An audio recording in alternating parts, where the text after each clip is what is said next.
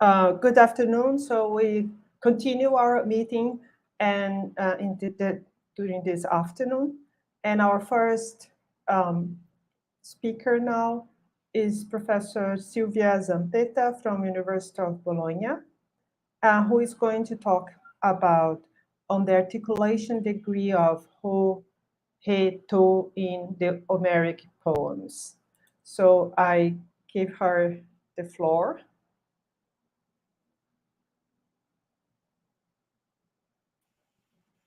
Okay.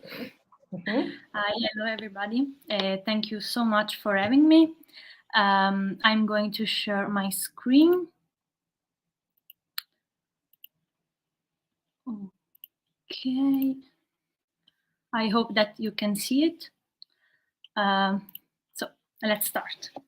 As you may know, the process of definite article emergency is cross-linguistically consistent. The definite article originates from a distal demonstrative pronoun, and throughout the stages first described by Greenberg in 1978, it assumes independence and gradually develops its typical functions. Greenberg distinguished three different stages in the development of the definite article from the demonstrative pronoun. The first one is called definite article, the second one non-generic article, and the last one pure non-marker. Since Greenberg, many authors have returned to this topic, making fundamental contribution in our understanding of the process.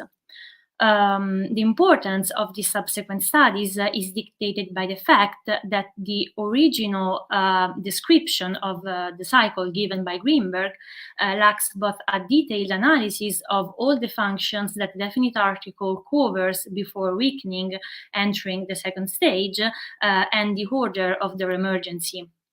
I relied mainly on the reworking of the Greenberg cycle accomplished by Koenig. Who distinguished five different stages in the development of the definite article, including the use of the demonstrative pronoun as a separate stage. So after the demonstrative pronoun, we have the so-called strong article, then a weak article, a generic article, and the last stage was called specific article. As all of you know, the demonstrative pronoun can be used for deixis, but it has also anaphoric and cataphoric uses. And Koenig states that an essential property of the demonstrative pronoun is that it has a sort of pointing contrastive use. And in the first stage of the development, the definite article loses this contrastive meaning. So the demonstrative pronoun loses this contrastive meaning, and it is only at this point that it is possible to speak about a proper incipient definite article. This incipient definite article can be used in all the contexts of the demonstrative pronoun, but it lacks this contrastive meaning, and the label the author gives to the definite article at this point of evolution is strong article. Subsequently, in the next stage of the development, there is a broadening of the referent identification frame. Indirect anaphora is the first context in which the definite article is observable, and after that, the referent is released from both the context and the co-text, and so its identification frame expands to include general knowledge of the word and memorized elements. At this point, we can speak about a weak definite article. Following this, the definite article can be used to define abstract entities or nouns with generic reference, and so the name of the article is generic article. While the last stage is highly controversial, and I will not focus on it because it does not fit the uses by which the functions by which ancient Greek uses the definite article. So after these theoretical aspects, the question I am asking is, what happens in ancient Greek? We know that the ancient Proto-European did not possess a definite article. So the form that you can observe, that you can see on the slide, namely oeto, which was morphologically sosatod in ancient Proto-European, was just a demonstrative pronoun. While we know that in classical Greek this form would be employed as a definite article, but it is not compulsory in all the contexts, and it will become compulsory in all the contexts in modern Greek. So now the other question is, what about the period between ancient Proto-European and classical Greek? Fortunately, we have two texts, namely the Homeric poems, for which the original dating that you can find on literature, Greek books, is between 8th and 7th century BC. And the Homeric poems are not only the very first books, the very first work of the Greek literature at all, but they are also the very first texts in which the form that in classical Greek will be employed as a proper definite article, namely oeto, is used and is observable.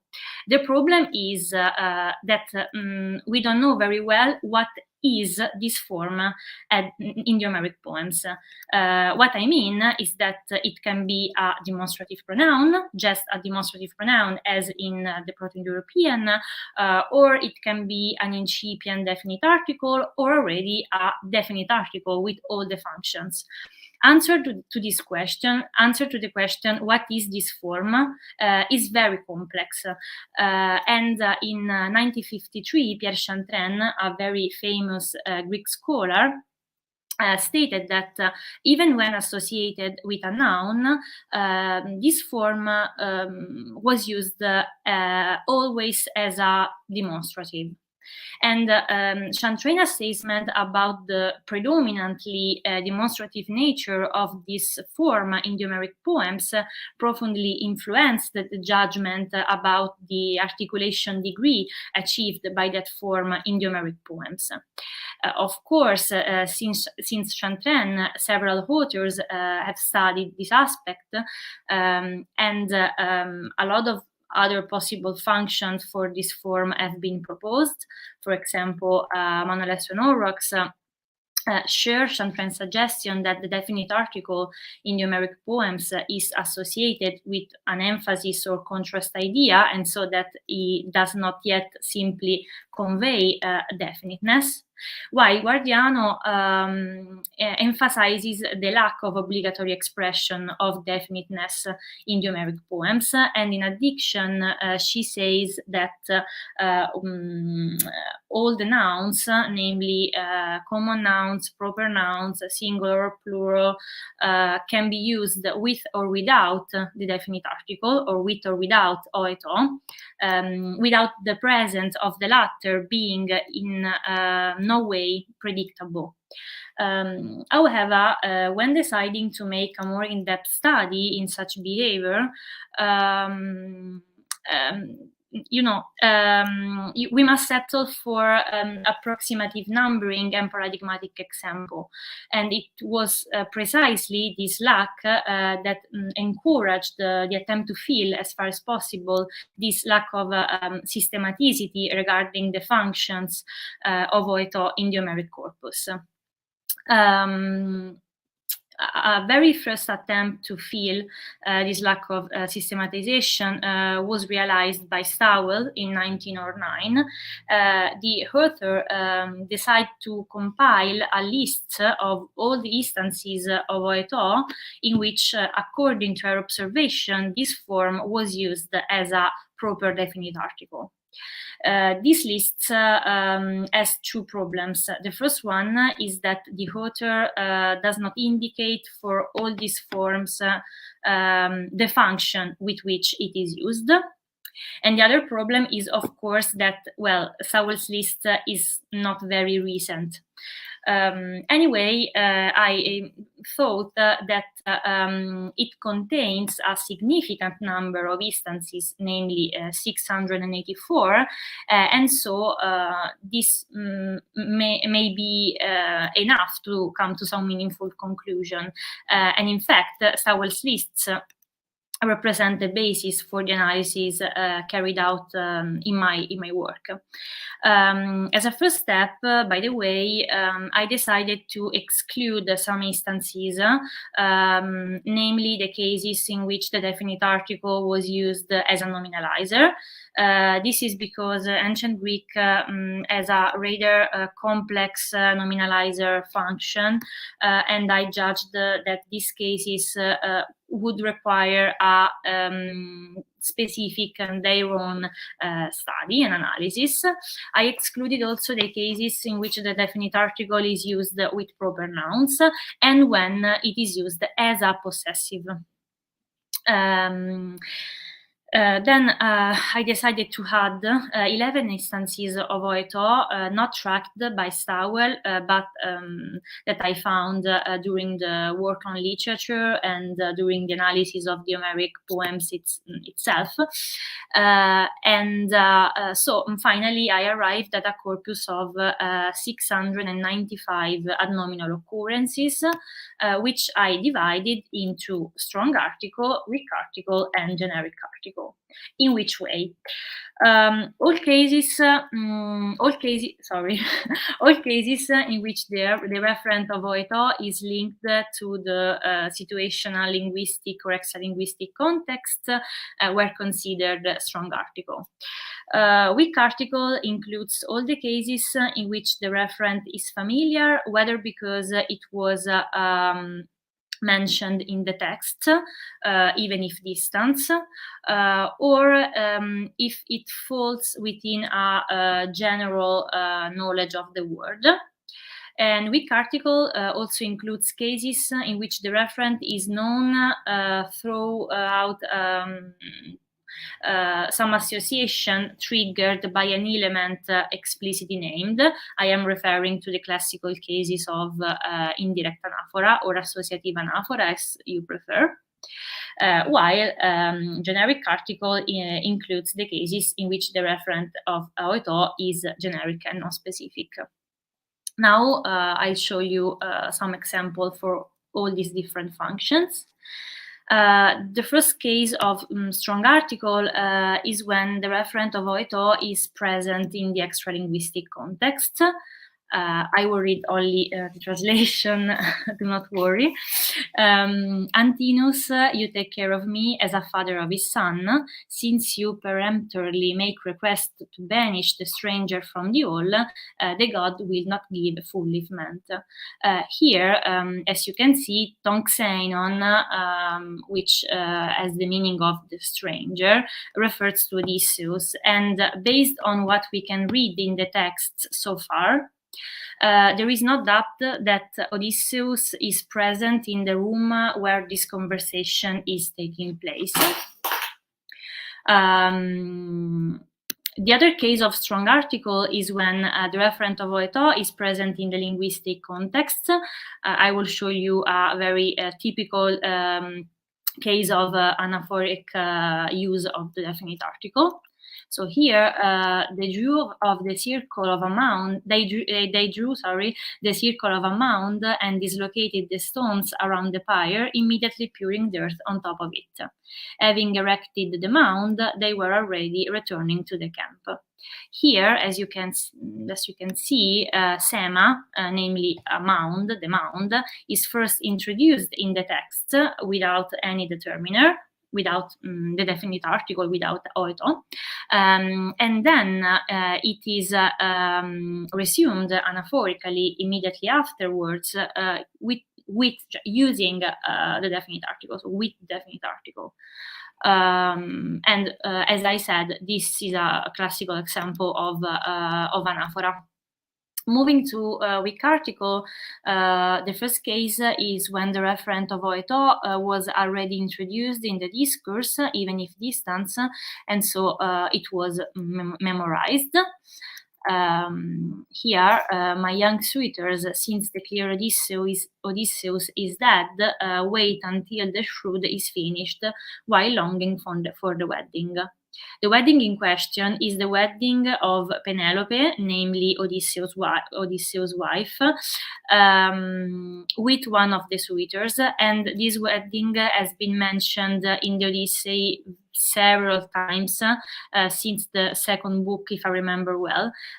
So at this point of the text, every Greek of the audience, but also every reader, know perfectly what wedding is being referred to. The other case of weak article is a case of indirect anaphora, so when the referent is understandable through association with other elements explicitly named. And as a fisher on a jutting rock, when he casts in his baits as a snare to the little fishes, with his long pole lets down into the sea the horn of an ox of the stealing. Here, the use of the article with little fishes, namely ictiusi or iligoisi, is understandable through the association with the fisher introduced in the line before. And as I said, this is a very classical example of indirect anaphora and of association by a trigger. The last case of weak article is when the referent of oeto is linked to the general knowledge of the word.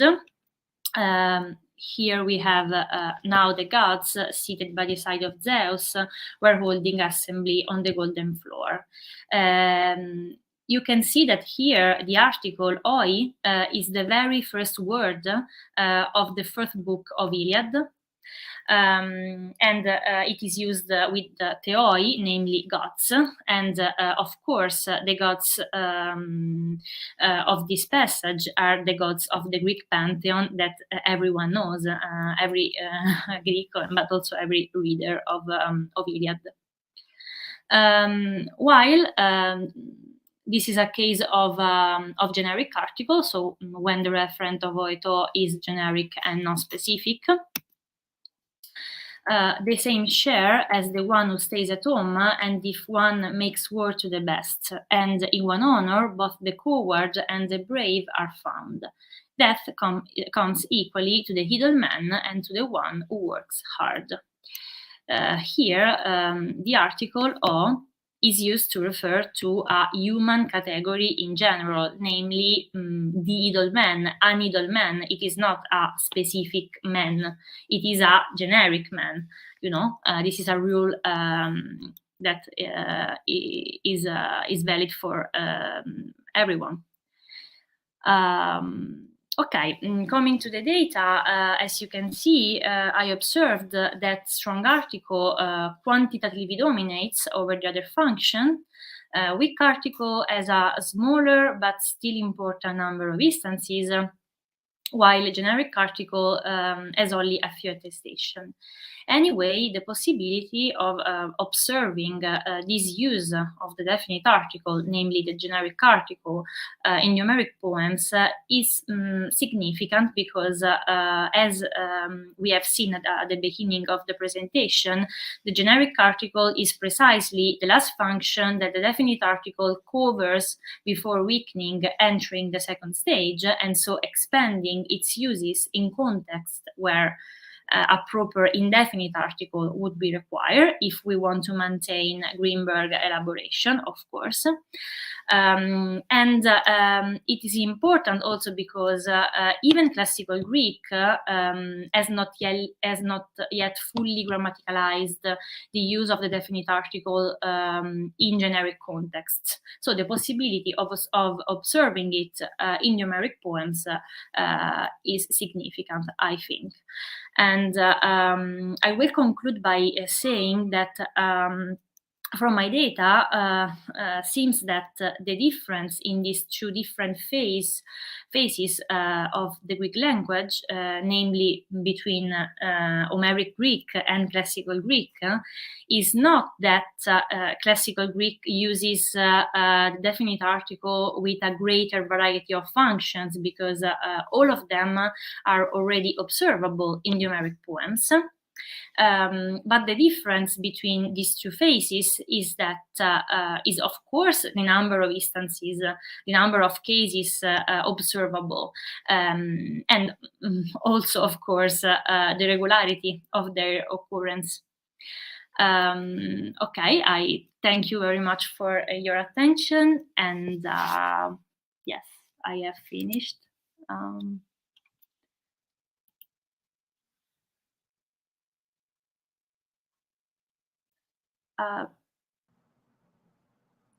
Thank you, Sylvia, for this nice presentation. We still have some time, but Yes. I don't exactly know what should we do, Danielle? I don't know, because I have prepared. I know, I understand. For 10 20 of minutes. yeah. Maybe we can go ahead. Maybe we can move to the next one. To the next presentation. Yeah. Yes. Okay. Okay. So we move to the next presentation, and then we leave the questions and comments for the end with everybody together. Thank if that's okay for you. Yeah. Thank you. Yeah. I do have some questions. Okay. So we move on to our next presentation, which is going to be Professor Sophia Burnett from Agora Research Center and Cergy University. And the title of her presentation is The Assertive Existential Knowing Standard, First Person Singular. Yeah. Okay. So. Yes. Oh. So, hello. Thank you very much for making this possible. I'm speaking to you from London, and I'm very grateful that I'm able to do this online. So thank you very much. I'd just like to make absolutely clear, I am not yet professor. I am a doctoral candidate. So if my directeur de thèse, Julien Longuier, is watching this, do not fear. My boots are not too big. So not so long ago, it would have been difficult to speak of the English 1SG in terms other than a definite.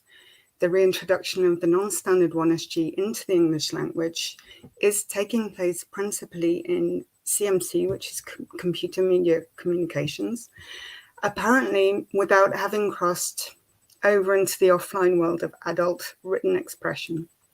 It's been around since at least 2005 without overwhelming the standard form, which allows us to consider it as a variant born of the necessity to counter the paucity of pronominal expression in the English language. The sign is arbitrary, but the choice to use an unconventional sign is not. The arrival of this variant is exciting, as it allows us to consider the phenomenon in terms of tonicity and anaphora, and indeed to perform certain cross-linguistic examinations that could not have been done prior to the appearance of the alternative form.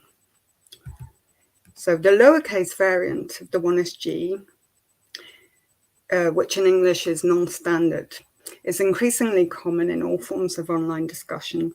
My ongoing research into the non-standard 1SG uses linguistics and statistics to show that the inclusion of the novel form is both conscious and meaningful, that it has emerged through evolutionary necessity to rectify the paucity of the English language, which is both devoid of speech levels and has only 1SG as opposed to, for example, Japanese containing 8. Which in excitable mediums such as social media can be cleverly used to offset possible reactions to personal statements, whether it be love or hate, simple expression of opinion, use of slurs or need for deniability. When one encounters an I in the lowercase, henceforth referred to as non-standard 1SG or lowercase 1SG. Online, one is looking at the sign corresponding to a modified version of the first person subject pronoun that itself refers to a variant of the definite referent. In short, that I refers not to me, the author, but to a version of me that is not fully identifiable as I. Thus, it will be discussed that some uses of the non-standard 1SG are tantamount to an assertive existential, indefinite, this in itself resulting in an anaphoric expression when the two forms are found in the same sentence, as in this example. I'll begin by presenting an analysis of the non-standard 1SG via the prism of definiteness, contrasting it with the standard 1SG as a definite pronominal syntactic and semantic value, and looking at anaphoric and deictic possibilities. Then I'll use the cross-linguistic example of subject doubling in French, wherein moi is used as a tonic personal pronoun that's deployed to reinforce the subject pronoun when in juxtaposition with je, in order to explore whether one may approach the standard 1SG in terms of tonicity. Finally, I'll show how this hypothesis may support and be supported by the results of corpus analysis designed to test correlation between author and non-author profile pictures and use of upper and lowercase 1SG.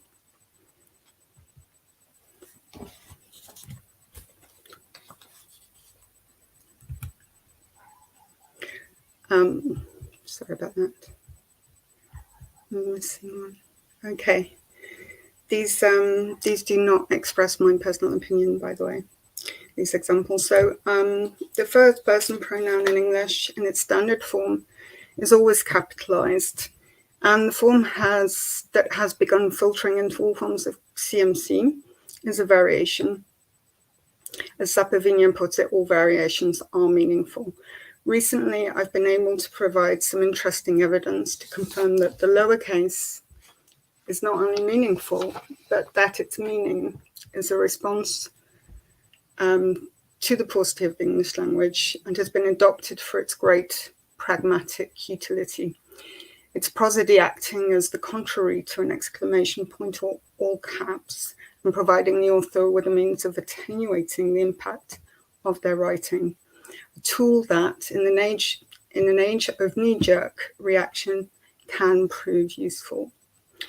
In that initial paper, the phonology of the non-standard form was analysed in order to demonstrate the weakness of the form, and the textometry was applied to a contrastive corpus to reveal that indeed there was, in that case, correlation between the non-standard 1SG and impassioned speech, love or hate words.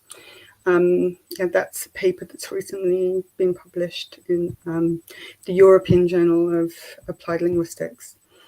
In order to complete a linguistic examination of the new variant, a syntactic and semantic model must be proposed.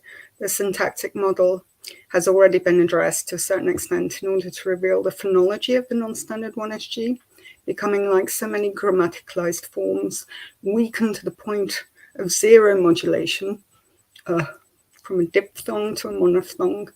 The differences in ease of pronunciation help us to understand the attenuative effects. It would seem that as well as reduced effort, though, there is also semantic bleaching.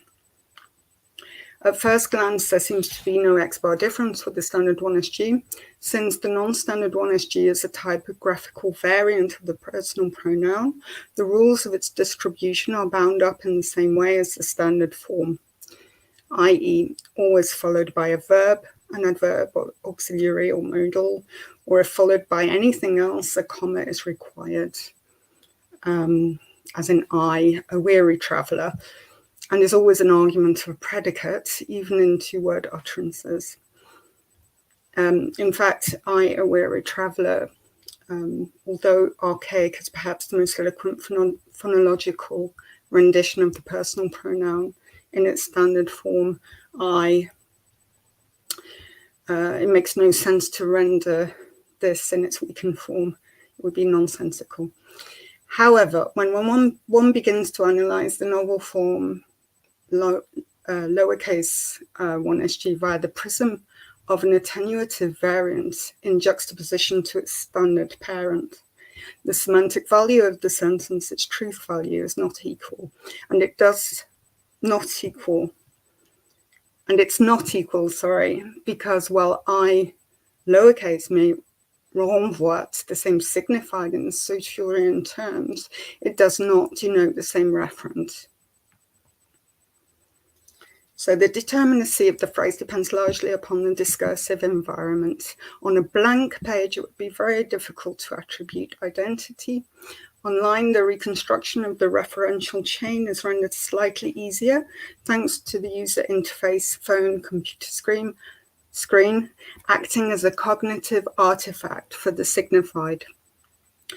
In online communication, the first-person subject singular works in close relationship with authorial identity, since a Twitter account, for example, is a personal thing.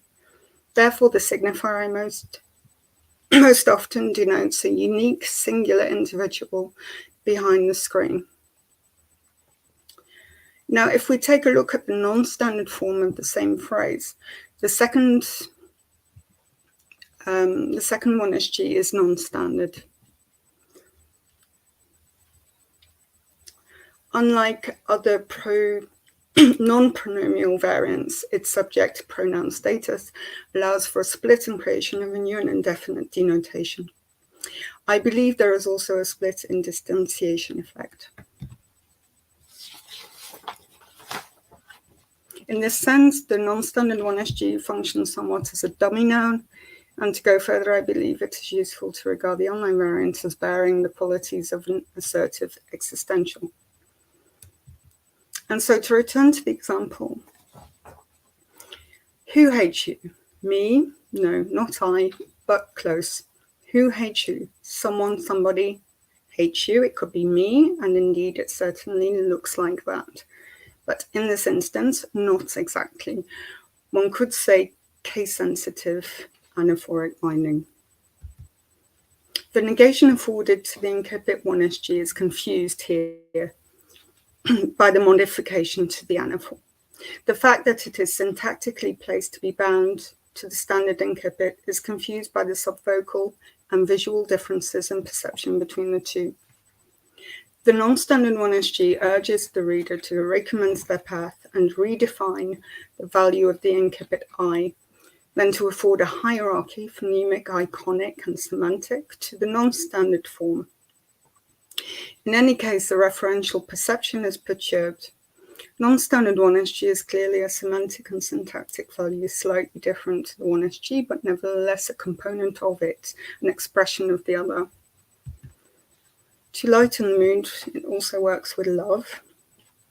If we afford the non-standard 1sg different referential value, then logically it can be a component of the standard 1sg.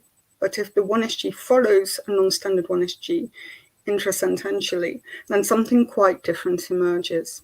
In this prevalent zero form expression of I'm not sure that I love you, creating the illusion of independent clauses, the non-standard 1sg affords its attenuative effect on the negation and the adjectival clause, whereas the standard majuscule 1sg in juxtaposition now amplifies the effect of the verb upon the object pronoun. Since we cannot fit the 1sg into the non-standard 1sg, a splitting effect on the sentence emerges, creating the impression that the clauses are fully independent. Thus, I'm not sure could pertain to an unknown indefinite antecedent, or could even be a fragment of a train of thought, whereas the dependent clause stands out now as though it were an unequivocal declarative phrase. The incipit with the negation is weakened and the potency of the indecision is lost. In this case, it is not I, but a version of me that is more intangible, ineffable I, an assertive existential in its agency, someone, somebody, someone, somebody's words and opinions. I am at my computer, but not on the screen you are reading. What is logically true is that if somebody or someone loves you, then you are in the set of people that are loved. If you have been designated, you have been designated receiver of love. As for me, it is less certain that I belong in the set of people who love you. I'm definitely in the set of people who thinks. By reducing my pronoun, I am attempting to shift from the one and only, insert name here, to a version of the one and only, hence annulling the uniqueness. Interesting to note that this is also the effect of shifting the agency of the action verb onto the object pronoun recipient.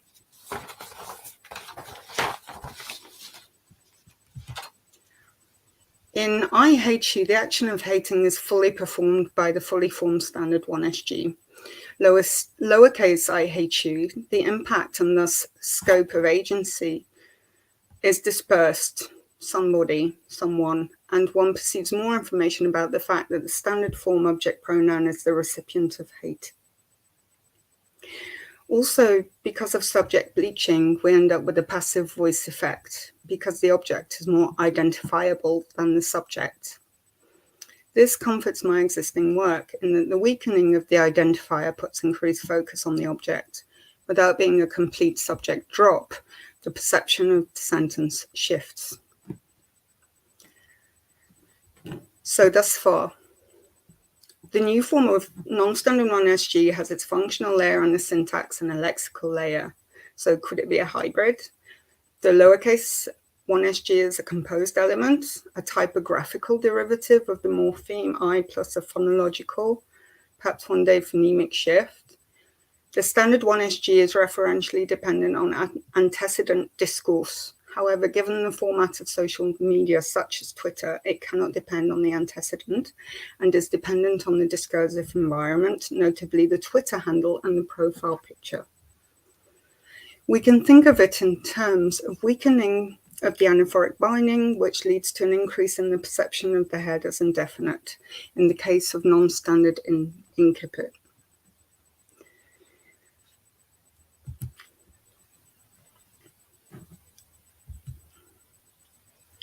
Here, the certitude. I'm so sorry, I've lost some slides. Oh dear. So, that's a shame.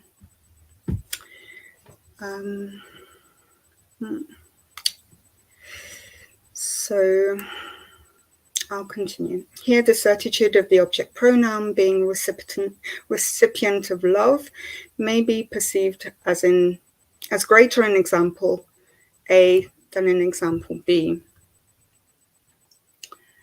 The weakened head weakens the robustness of opinion, and the action of the indefinite on the transitivity is diluted somewhat by multidirectionality. Somebody is an agent, but it is less definable in terms of quantity, uniqueness, than the very singular I, and so this vagueness increases the potential number of agents that love the object.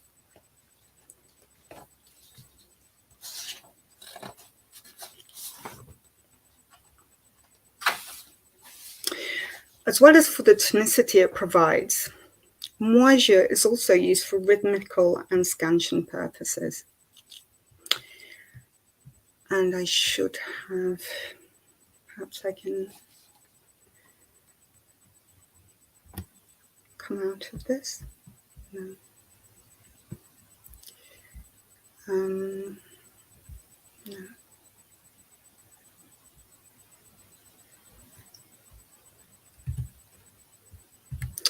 Oh well.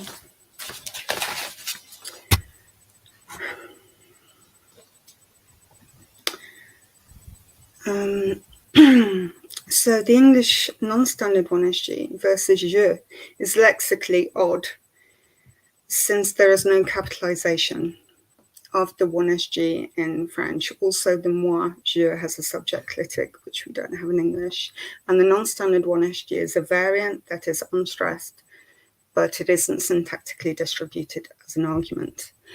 However, we can come at the problem from the other end and look at the increased tonicity of moi je and liken it to the standard 1SG when in juxtaposition with its subsequent weaker form, lowercase 1sg. Again, this exercise would not have been possible 15 years ago before the reappearance of the English lowercase form. So corpus analysis was carried out on a corpus of standard 1sg and non-standard 1sg, and also a corpus of moi je versus moi plus je further on in the phrase. The hypothesis behind this experiment was that the use of the non-standard 1sg as a weaker self-representation would correlate with the use of a profile picture that would not be easily identifiable as the human author. The tweets devoid of the non-standard 1sg would show more real-life author profile pictures as opposed to the default grey one, or something of the user's choice that is a cartoon, abstract, block colour photo, or a photo of a pet or a celebrity.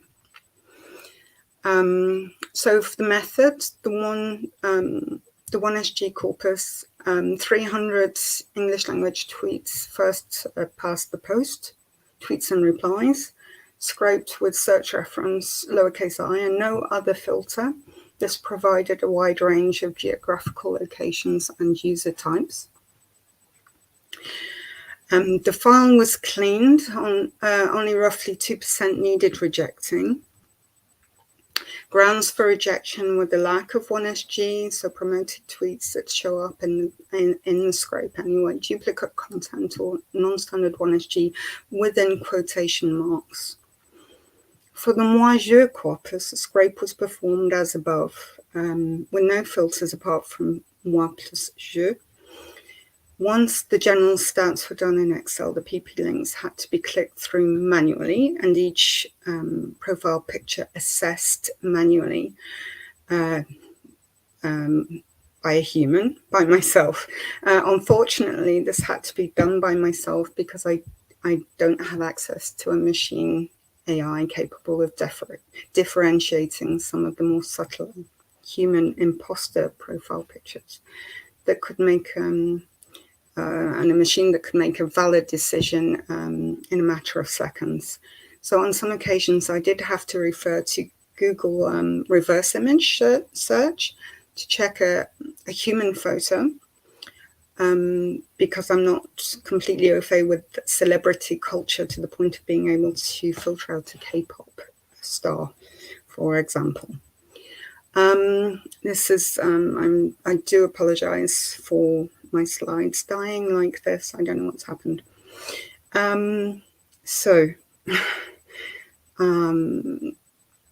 Half as many more non-identifying profile pictures for the non-standard 1sg, which supported my hypothesis. This is problematic since I don't have my data on if you could bear with me, and I'll just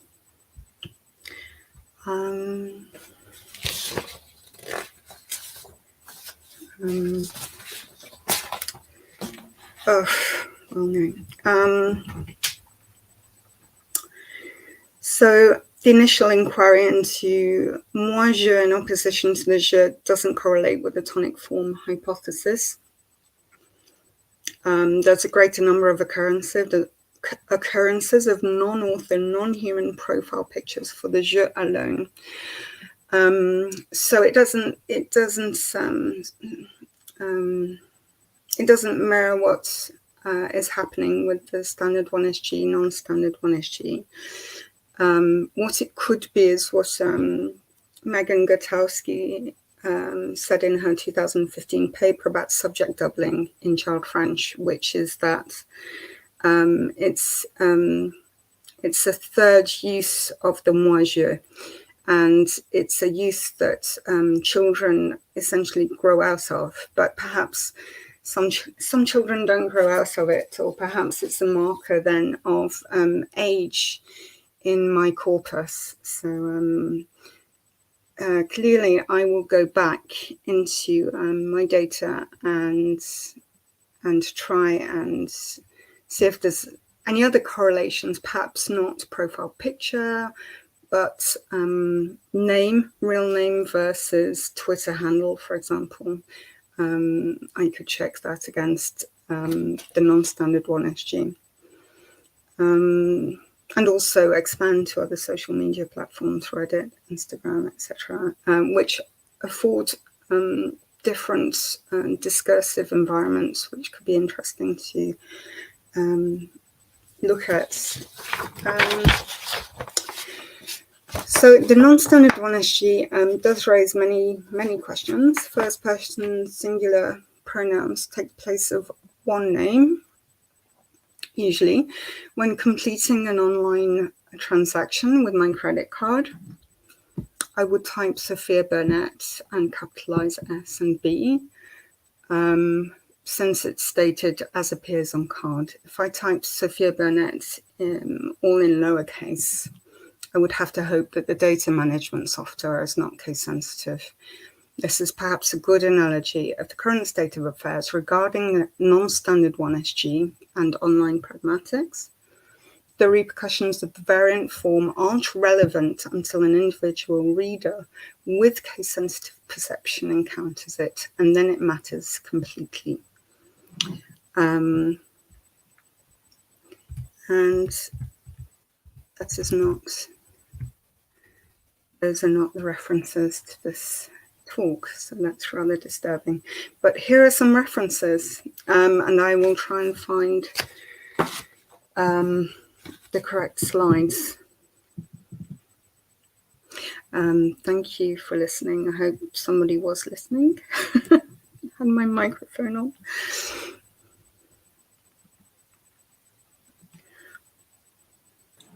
Thank you for your presentation, Sophia. Yes, we were listening to you. You still have some time, like 10 minutes. I don't know Okay. if you want to add some more information or...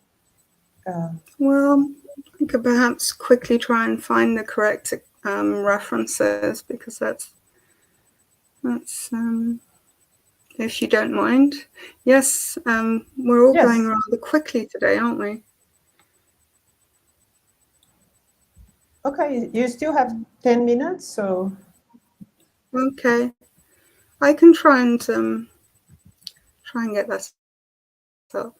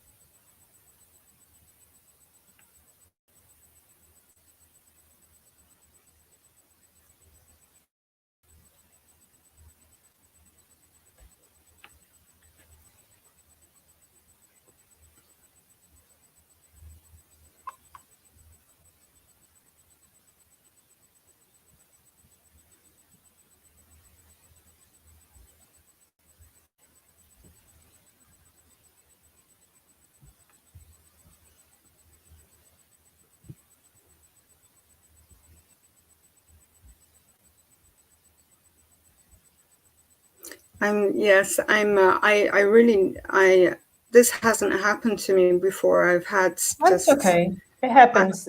I always lost have 10 slides, and I don't know where they've gone. I'm just, since I have the time and you're being extremely kind, I'm having a little look for them. This is not exactly the most exciting part of the presentation, is it? It is okay. We all have technical problems, technical issues. So don't worry and take your time. Because I think it's better for us to wait for the next presentation, for the exactly as it is in the program, because there might be other people who wanted to go through it, and Absolutely. so we still have like 8 minutes. Maybe you would like to try to find. Otherwise, don't worry about it. We wait for the next presentation. Thank you so much, Sophia, for your presentation. There will be questions and comments at the end of this section for everybody together. So thank you very much. And I think we should wait until 2:30. That's when the next presentation starts, because since the program is already out, there might be people that want to come and see this the next presentation. Absolutely, yes. So, yeah. Yes.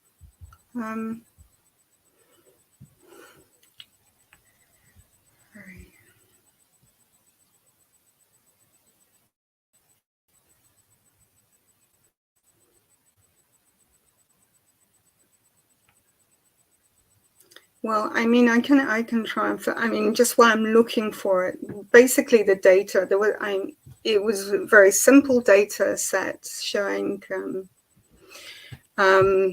that the non-standard 1SG and the standard 1SG, there is quite a beautiful correlation with the use of identifying profile pictures and non-identifying.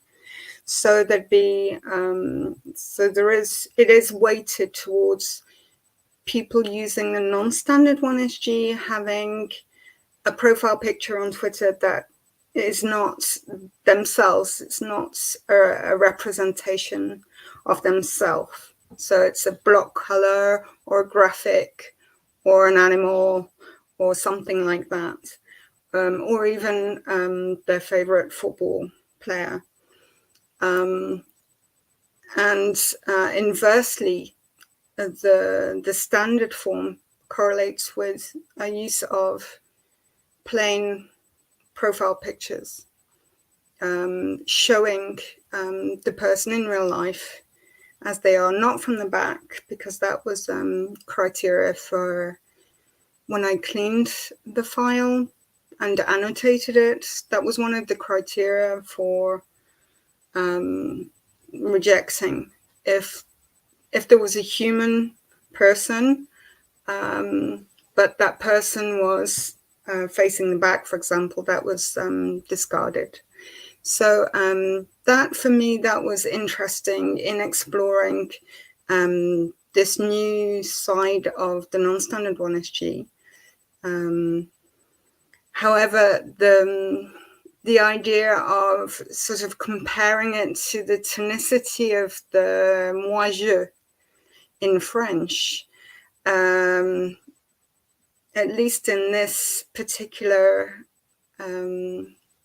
Twitter scrape and corpus analysis, isn't, for the moment, it's not really convincing. I do feel that there is some kind of analogy there, but I'll have to do more work on the corpus, quite simply, and to interrogate it differently, and perhaps a larger one. Although I think, I think 300 is already quite interesting.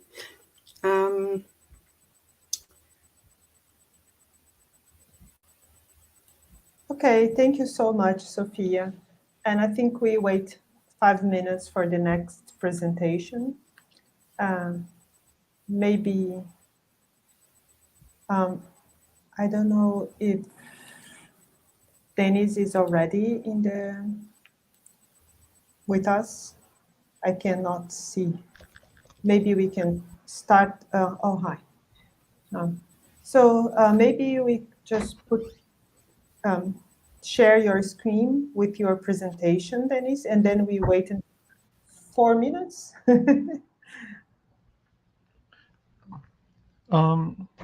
My slides, you should have my slides. Does that I work? don't. Yeah, It's being shared now. yeah, it is being shared now. Yes. I have a cat with me. Oh yeah, that's nice. So she or he will help you with the presentation. Yes. The co-author, my co-author. Your co-author, okay. That's good.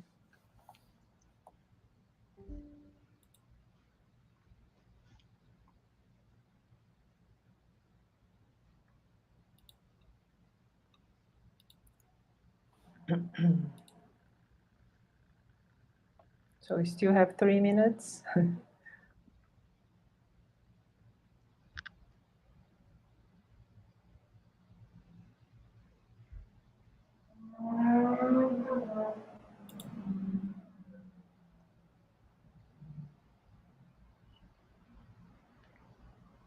Mm.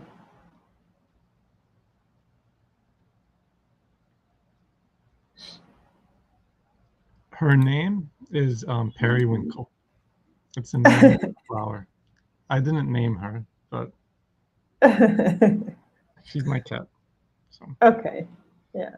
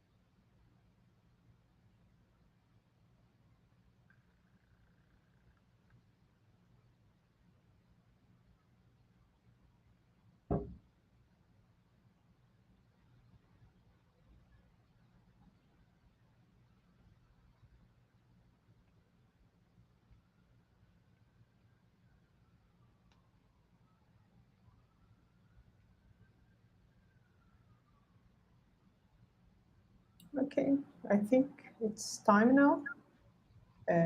For me, it's time. I still have 1 minute.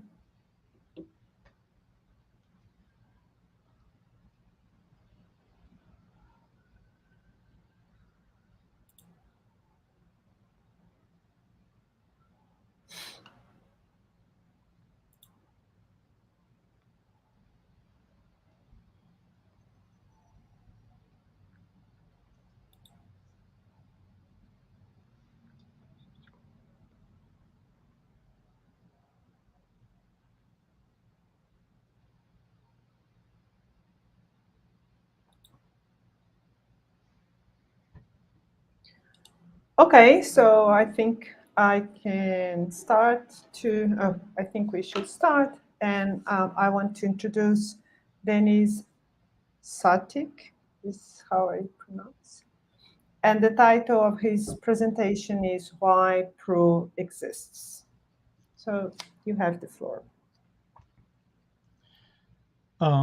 So infinitives have commonly been argued in the literature to be deficient in some sense, whether that sense is syntactic or semantic.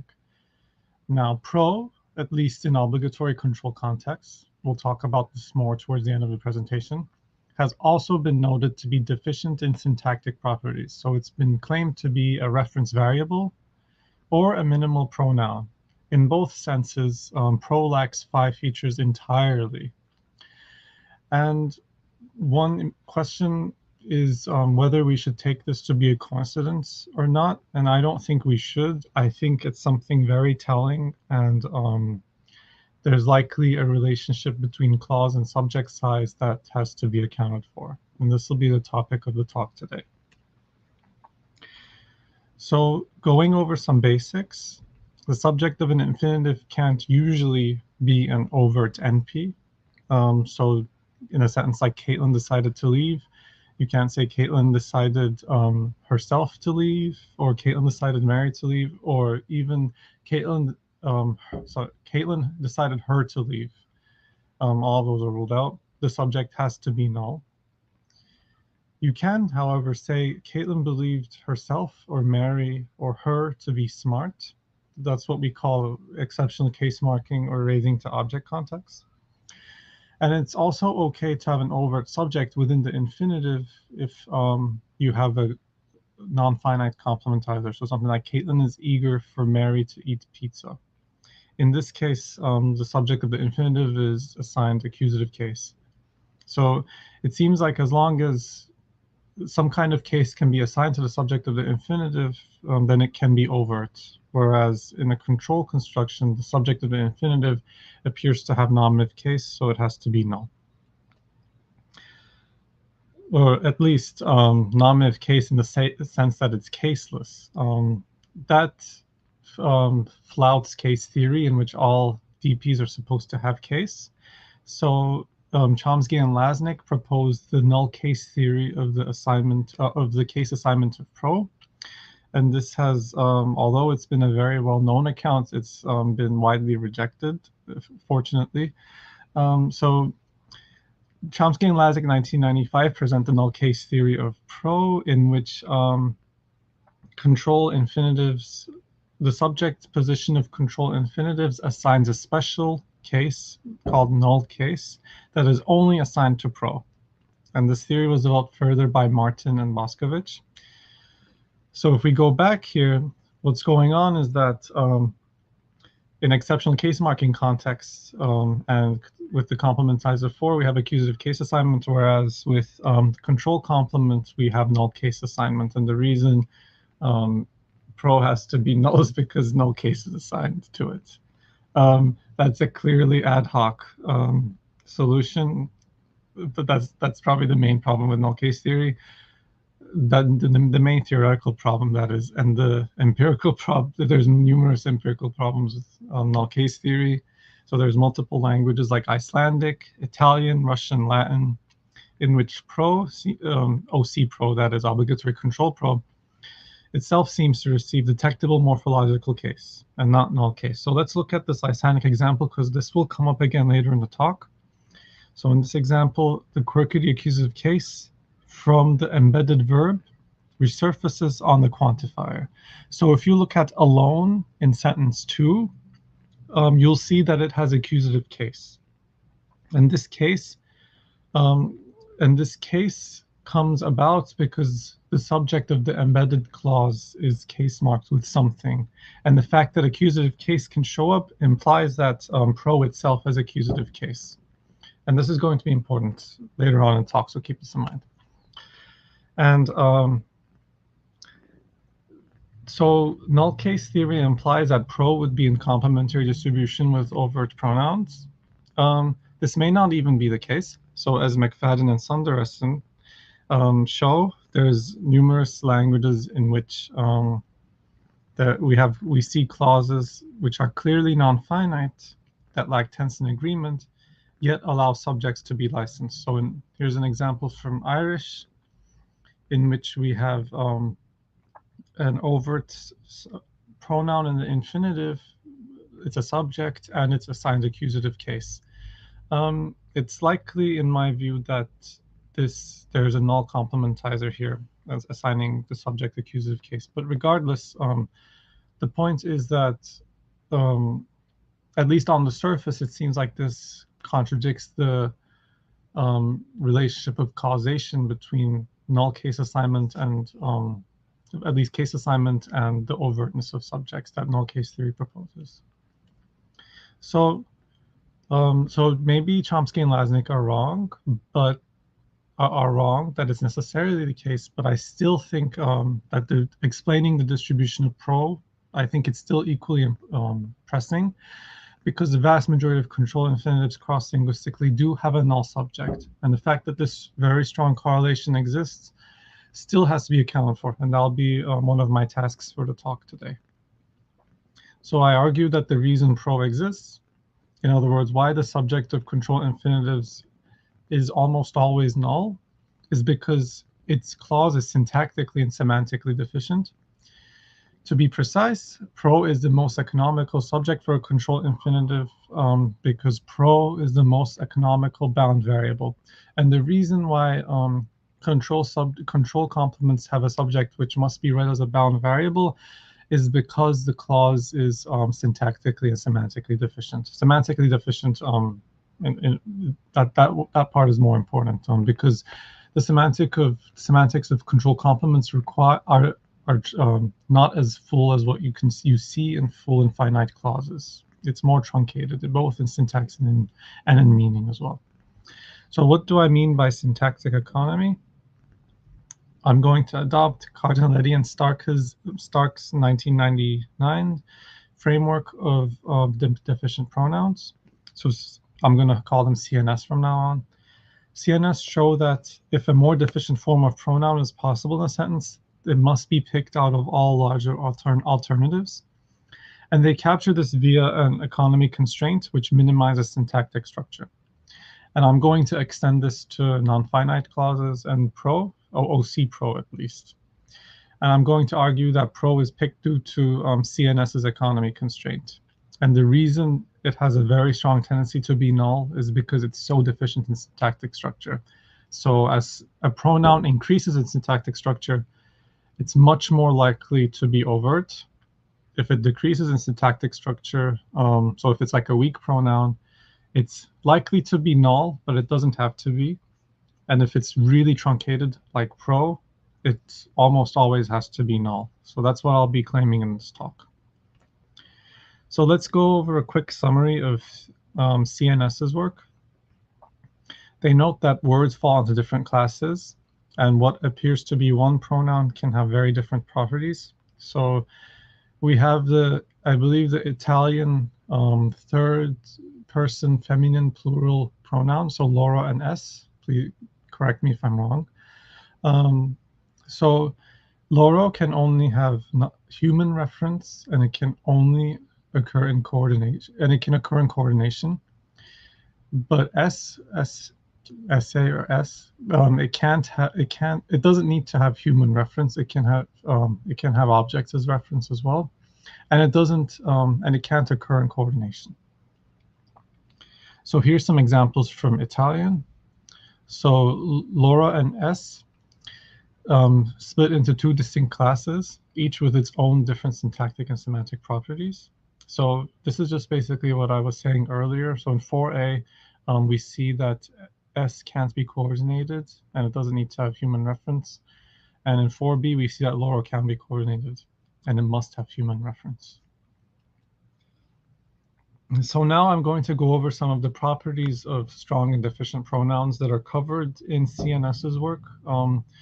So strong pronouns don't need to have an antecedent in discourse, whereas deficient pronouns do. That's what D-ant stands for here in this table. Strong pronouns can't have an expletive reading. Deficient pronouns can.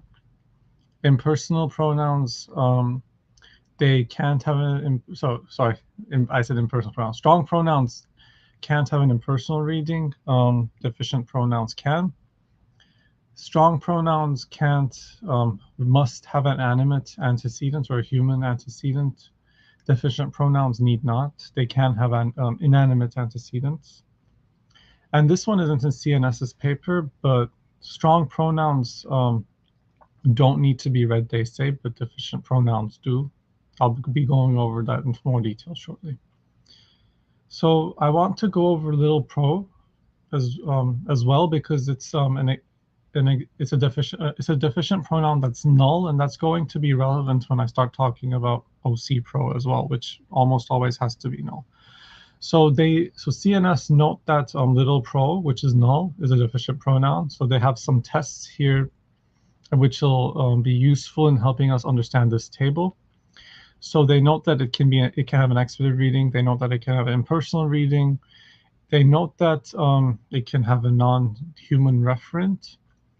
And they note that it requires antecedent in the discourse. So that's in 5a, 5b, 5c, and 5d respectively. So it's a classical deficient pronoun. Now, I'm going to extend these tests to OC Pro, which must be null, and let's see what happens. So as I mentioned earlier, strong pronouns are fully independent, so they don't need a discourse antecedent. And the way they capture this theoretically is by saying that strong pronouns can bear their own referential index. So they can refer to entities that are not contextually salient in discourse, and they don't need to have an antecedent sentence or context. By contrast, deficient pronouns need such an antecedent, and by definition, obligatory control pro needs an antecedent, as is well known. Something like, John persuaded Mary to take out the trash. Let's put the case of promise aside. That shouldn't be a problem for this presentation, but anyways, moving on. So pro can have an impersonal reading in English, so it was decided to move forward. This isn't very robust in English, but it is more robust in Dutch or German, and I refer you to Landau 2013, his handbook on control in generative grammar, if you're interested in this. So OC Pro can also have inanimate reading. So John forced the car to stop, for example. Some more examples might be like, the key will serve to open the door, or something like that. The wind began to close the door. I guess that would be raising. But at any rate, there are cases of infinitival complements in which they don't involve raising, but they do involve control. So they have a pro, and then the pro must be, the pro exists and it has a inanimate referent. So the one thing that doesn't match up with deficient pronouns is the impossibility of an expletive reading with pro. So, but fortunately, this is independently predicted because pro must have a theta role. So I don't see this as a problem. So, for example, there can't be peace without there being war first. Now that's fine, but you can't say there can't be peace without being war first. That's not so good. Here's something that's not covered in CNS's paper. So Patel-Gross 2019 shows that null deficient pronouns in Kuchi Gujarati must be read they say, whereas strong pronouns need not. And as is well known, pro is obligatorily read they say. So take a sentence like, so take this context sentence pair in 10. Leo is very drunk and on fire. He says that the man is on fire, but it is in fact himself. So most speakers prefer using the finite form Leo claimed he was on fire over Leo claimed to be on fire when paired with this context. Although the intuitions aren't as powerful as has been reported in the literature, but it still exists. So once we put in OC Pro in the table that I presented of strong and deficient pronouns, we find that OC Pro matches in quite nicely with that of deficient pronouns, with the exception of the expletive reading, which I don't see as a problem. And this leads me to conclude that pro is a classic example of a deficient pronoun. So now we're going to start looking at the theoretical aspect. So perhaps the most important fact to note in this paper, in CNS's paper, is that deficient pronouns must be picked over strong pronouns when there is a choice between the two. So the weak little pro must be picked over the strong, I believe it's the strong masculine singular pronoun Italian, lui, when pro is possible. So looking at 11a and b, the sentences are exactly the same, except in the first we have a little pro, that's okay. And because little pro is possible, this blocks out the strong pronoun from occurring in the embedded clause in 11b. So 11b is just out periods because of the economy constraint that they have. Lui is ruled out because the weaker pronoun is possible. So what this means is that less structure is better, because under their framework, little pro is going to have less syntactic structure because it's deficient, whereas a strong pronoun is going to be a full DP, whereas little pro is not. So let's see. So this is basically what I said earlier. whenever a smaller syntactic structure is possible, it must be chosen, and only when the small structure is ruled out for independent reasons is the larger, stronger structure possible. So from 13a and c, we see the structures that they give. They have strong pronouns as full DPs and deficient pronouns as what I call focus Ps. We don't have to worry too much about the details of this. So a pro in Italian would be a focus P, whereas a strong pronoun in Italian would be a DP. And clitics are, they only project 5 features and nothing else. I don't have time to go over the syntactic structure of clitics. Just take my word for it that they're smaller than deficient pronouns like little pro under CNS's framework. And then this is my addition. It's in bold. I've added pro as a NP that doesn't even have 5 features. It's nothing more than a reference variable or a minimal pronoun. So this is in line with the common claim in the literature that I made at the very start of the talk, that pro is a minimal pronoun lacking 5 features entirely, or just a mere reference variable. So why have I come to the conclusion that pro lacks 5 features? As is well known, pro doesn't occur in the vast majority of finite clauses. The subject of the finite clause must be as large as possible to satisfy finite T's need for agreement. So this rules out pro from occurring in the subject position of most finite clauses. That's the first reason. The second reason is because of the existence of inflective infinitives in certain languages like Brazilian Portuguese, as many of you probably know. The infinitive verb can surface without agreement. It can surface with agreement in Brazilian Portuguese, and it doesn't at all in languages like English, and this is a strong correlation between pro and the lack of agreement. And this indicates that infinitive T doesn't usually participate in phi agreement. There are ways of explaining Brazilian Portuguese, and maybe I can answer that if you're interested in the Q&A period. But for the time being, let's put that aside. And I think these two reasons together highlight the complementary relationship between pro and finite T. So we actually do have enough material to be able to answer the question of why pro is null now, although there's still some stuff left to answer. So many linguists have claimed that overt pro is attested in several languages, so Chinese, Korean, Japanese, Tamil, and so on and so forth. So in this example from Tamil, we see that the reflexive tan can be made. So they claim that pro can be made overt in the form of a simple reflexive tan, and all other overt subjects are ruled out. So this is in the sentence, Raman tried for himself to eat the rice. That's not good in English, but something like that is good in Tamil, apparently. And in addition, Sabolci, 2009, has convincingly argued that languages like Hungarian and Italian allow nominative subjects in unambiguously non-finite clauses, as long as they are modified by a scope-bearing element like only or to. So what we see in this Hungarian sentence is 15 is that we have a overt first-person subject pronoun, and it occurs in a context with contrastive focus. So I don't want to just reject all of these claims. I only want to point out that there's just an overwhelming correlation for the nullness of pro, but it doesn't have to be the case. It's okay for pro to be overt sometimes.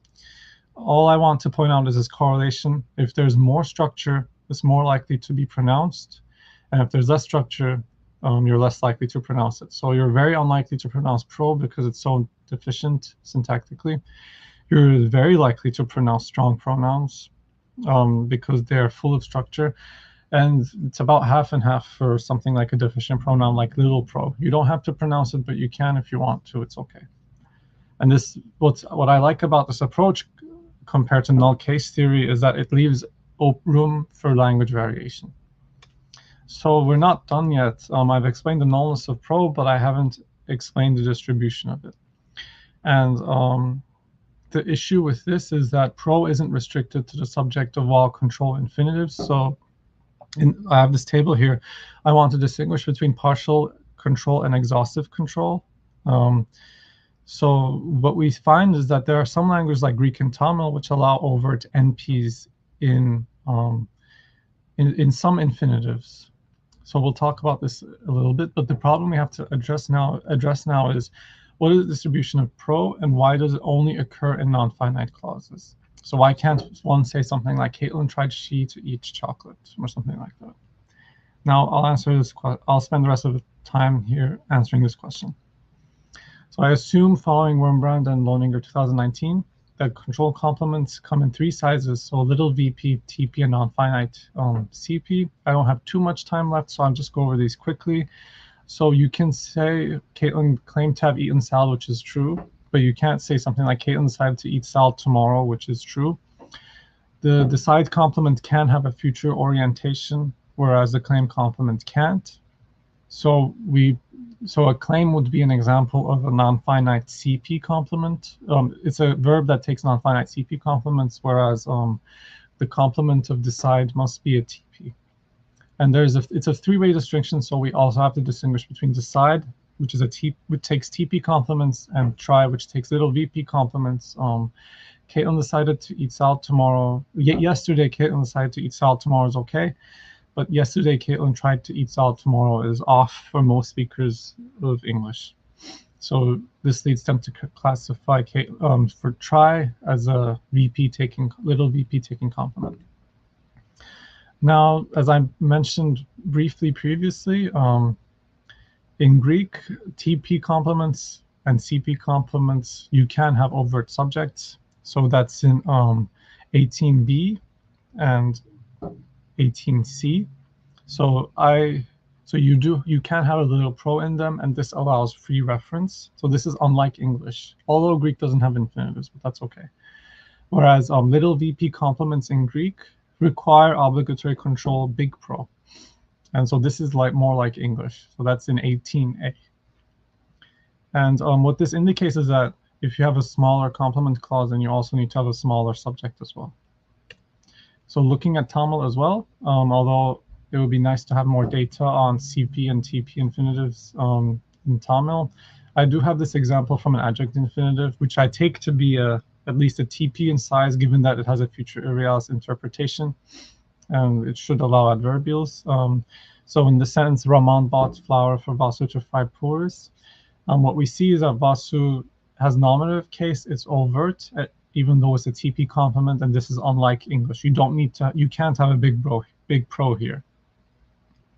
But Tamil is like Greek and like English, requires big pro obligatory control in the subject of little VP infinitive. So that's like the complement of try. And what we see is that overt subjects are once again disallowed. So that's in, I mentioned this earlier before. So I'll have to skip over Serbian, unfortunately, due to a lack of time today. So I'll move on straight to Icelandic. So I briefly talked about, so I mentioned this data before, in which we have case concord between pro and this alone, which has accusative case marking, which came from somewhere. It has to be pro in Icelandic. So what we find is that, so if you look carefully, the matrix verb here is hope. What if we had something like try here instead, which takes smaller complements than that of hope? So hope takes TPs and try takes little VPs. What would happen here if we said something like Mary tried not to be missing alone from class? What we find is that the case concord disappears entirely. The sentence is ungrammatical. Paired with the right context, you can't have alone with accusative case marking here together with, you just can't have alone with accusative case marking, period. But you can have it if it's in the nominative case. So you can say like ein instead of eine. So that indicates that the pro isn't getting any kind of case marking, or rather, it indicates that pro isn't there at all, at least in the little VP complement. So I asked an Icelandic speaker, and the sentence in which there is no case concord between what we think is pro and alone is totally fine. And these facts are difficult to capture under a theory of control in which pro is present at all in little VP infinitives. And let's quickly look at English. So under Wurmbrand and Loninger's framework, partial control can only be found in infinitives as large as CP or TP, as demonstrated in the contrast below. So the department chair wanted to gather at 6 is fine, but the department chair tried to gather at 6 is not so good. And that's because pro can be partially controlled here by the department chair. And furthermore, PC pro must be animate, but EC pro doesn't have to be. And this contradicts a table I presented a little while ago, and it indicates the need to distinguish between PC and EC Pro because they're just not the same thing. So I've updated the table that I presented to you like 10 minutes ago. I've added PC Pro, and what we find is that PC Pro is a little bit more, it might be a little bit less deficient at least compared to Exhaustive Control Pro. And one way of accounting for this is to distinguish between the kind of subject that we find in little VP complements, like that of try, versus the complements that we have in like decide. Those are the ones that allow partial control. So I have those. So I do give those a subject. I say that they're NPs. They project nothing. So NP is nothing more than a variable. Whereas little VP Pro is just not there. It doesn't even exist. There's no subject. So try complements do not have subjects. Now, I don't have that much time left, so I'll present the analysis. So I assume a standard semantics of control in which pro is a variable bound by an abstraction operator. In the left periphery of the embedded clause, so Madeline wished to eat wet cat food. In this case, pro is a variable that's bound by an abstraction operator. That's seen in the LF in 28. And what the semantics of this is such that pro itself is not bound by the controller, but it's rather bound by the operator itself. It's indirect binding by the controller. And the distribution of pro is because of its semantics. So pro is only welcome in certain clauses in which the subject must be interpreted as a bound variable. And clause size is intimately related to the semantics of control. As an embedded clause decreases in size, it becomes more and more dependent on the matrix clause. As a result of this, the subject also becomes reliant on the matrix subject, and pro must be read as a bound variable because it can't have its own index. And this is even more true when you compare little VP infinitives to CP or TP infinitives due to partial control. And Kreutzer 2009 has an account of the distribution of pro, but she isn't able to explain why it's null. And in my view, so Madeline wished she to eat wet cat food. I presented a similar example at the start of this talk, and I asked why it's bad. Well, it's bad because of syntactic economy, because of CNS's economy constraint. So economy really is the best. So starting from the bottom, here's how it works. Subjectless embedded clauses are possible with exhaustive control predicates like try. And that just trivially satisfies the economy constraints, because if you don't need to have a subject, then why would you have one at all, right? Better to not have one if possible. So you insert a real pro because this isn't possible with TP infinitives like those of the side, because you can have a partial control reading and you need to be able to derive that somehow. And partial finite clauses require more than just pro for independent reasons because of agreement and so forth, so your pro is banned. Pro is the most economical bound variable. So before I conclude, I just want to briefly talk about Hungarian, because it would be nice to get more data from Hungarian speakers if possible and chat with them. So Szabolcsy, I mentioned earlier, notes that pro can be overt if it's focused in Hungarian. This isn't a problem for my account simply because contrastively, focused subjects have their own semantics. It has different semantics, so it just doesn't apply. Now, there's multiple things to talk about. There's multiple unanswered questions, but before I conclude, I just want to talk about NOC Pro, which pro doesn't always have to be controlled in some contexts, as is well known. So it is possible to roll down the hill. This has the interpretation that it's only possible for people, so it's possible for people to roll down the hill and not for rocks to roll down the hill. In this, under my framework, NOC Pro patterns more with strong pronouns than deficient pronouns, indicating it's a different beast entirely, which I leave open to analyze in further detail for future work. So I'm going to conclude now, and all I want to say is that at the very least, I think the economy theory of Pro that I presented here is a significant improvement on null case theory. And thank you for listening. Thank you, Denis. So we now, thank you, Denis. So now we finished the 3 presentations of this afternoon, and then we open the floor for questions and comments. So everybody can ask questions for the presenters. Okay, Sandhya, Yes. she has a question. So. Hi, Denis. Thanks. That was a very interesting talk. You guys can hear me, right? Okay, good. Sorry. Yes. I just haven't used this application before. Yeah, so I had a couple of questions. I mean, first, whether you mentioned that for you, right at the end, that Pro is an abstractor, and the controllee doesn't really get into a direct relation with the controller, right? Now, I suspect you may have mentioned it, and I just missed it, but isn't this sort of mediated relationship similar to the Landau description of partial, aka logophoric obligatory control versus exhaustive obligatory control? Like for him, that's the main difference, right? And also in like my paper with Tom, exhaustive obligatory control involves a direct agreed dependency between the controllee and the controller, maybe because there is no C head or whatever, right? But with partial control or non-exhaustive control in general, you have this mediation. But it seemed to me that you were saying that all control involves this mediation. Yes, I do. So how do you get that difference between exhaustive and partial? So the way that I capture the difference between exhaustive and partial control is that I do have them both expressed, but with so they do have a well, I guess okay, so the semantics of exhaustive control, I take back what I said because I do update the way I think.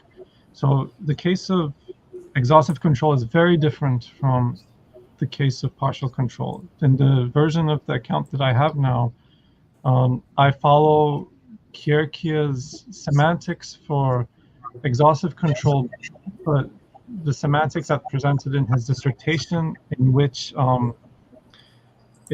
there is no abstraction operator, and But Kierkegaard says there is abstraction, right? Kierkegaard says there is individual abstraction. So what are you saying? So Kierkegaard's account is supposed to apply to all control complements, yes, but Wurmbrand's dissertation argued for a distinction between syntactic and semantic control, and he restricts Kierkegaard's. So Kierkegaard has 2 accounts, which is very confusing. So in his dissertation, he presented an account in which there was no abstraction operator, and then he updated that account in which he said all control involves abstraction, and then Wurmbrand said, okay, Kierkegaard is right for some control complements. Some control complements have abstraction, but others don't. Right. So these would be the little VP infinitives like try. That doesn't involve abstraction. Whereas something like the complement of decide, that would involve abstraction. I still don't understand how that fits into your theory, though, because you only talked about abstraction. Yes, so actually, if I can show my slides, that would be useful. So it's just on this page. I think it fits in nicely because the semantics of the complement of try, for instance, is such that you don't need to have a subject. You don't need to have abstraction at all. If that's possible, that's syntactically preferred, and that it just trivially satisfies the economy constraint. So if you don't need to have a subject, why have one at all? Now going to TP infinitives like the complement of decide, you do need to have abstraction because it has things like the partial control reading, obligatory, they say semantics, so on and so forth. And this that doesn't, the semantics of that kind of semantics can't be satisfied without abstraction. So you need to have some kind of a subject. So that's the little NP.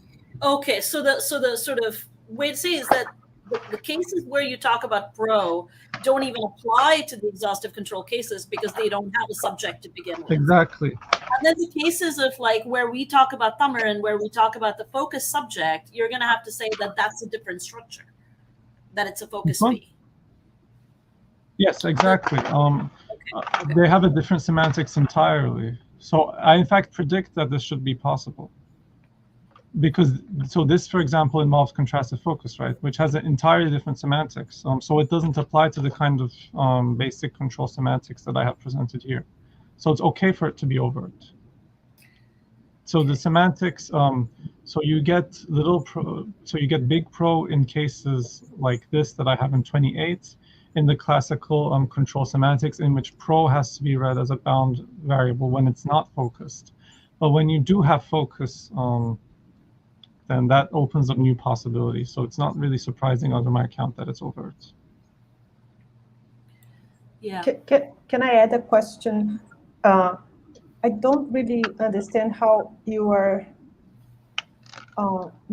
what is the semantic structure with a try, with try? Like with try? Yeah, because you're saying that there is no lambda there, there's no... Yes, exactly. Okay. I should have put that in the slides. So I do have a semantics for this within the Lingma's manuscript if you're interested.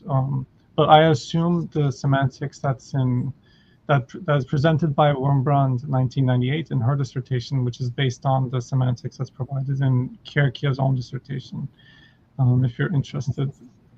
So the semantics just entails that the controller has to be the matrix subject. Basically. So then you can account for things like John tried to be a writer and Mary did as well, or Mary too. Mm-hmm. Okay. Are you aware of Ina Libitz's dissertation? She worked with Anna Sabel. Yes, so she does something very similar, right? I mean, she doesn't talk about it in terms of this strong versus weak distinction that you use, but she distinguishes, she also says very much what's similar between your guys' proposals seems to be that both of you are saying that in these tri-class complements, the focused variants of those do involve the projection of a focus head, however that's understood, and that she then comes up with an agree-based analysis where she says that the focus head ends up intervening for various types of control relations, and that forces it to be overt. I forget the actual details, but I'm wondering if you've looked at it and what your thoughts are. And I've seen the work, but yeah, I wasn't aware that she had an account of the focus in terms of focus P. I'm hesitant to include too much syntactic machinery into this. I prefer to avoid it if possible, but I will look into it. I just think that makes the theory weaker, right?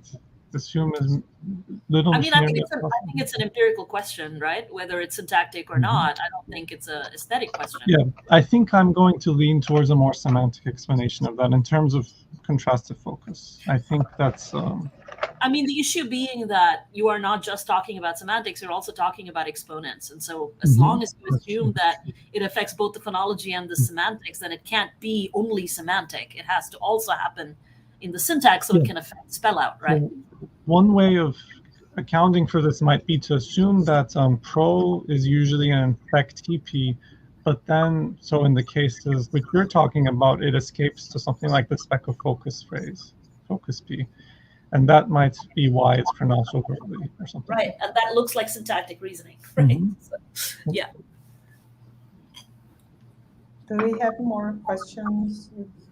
Thank you. Andres. Okay, so I think it's all again for Denise, the question that Andres has there. Should I read it? Okay, there is evidence that in languages like Spanish, overt subjects in non-finite clause depend on having more structure. Absolute clause is a case at point. So maybe you can yeah, I'd like to comment see on that evidence. That would be great. I'm not aware of Spanish having overt subjects in non-finite clauses, but if there is, I'd like to see it. That would be good to look at.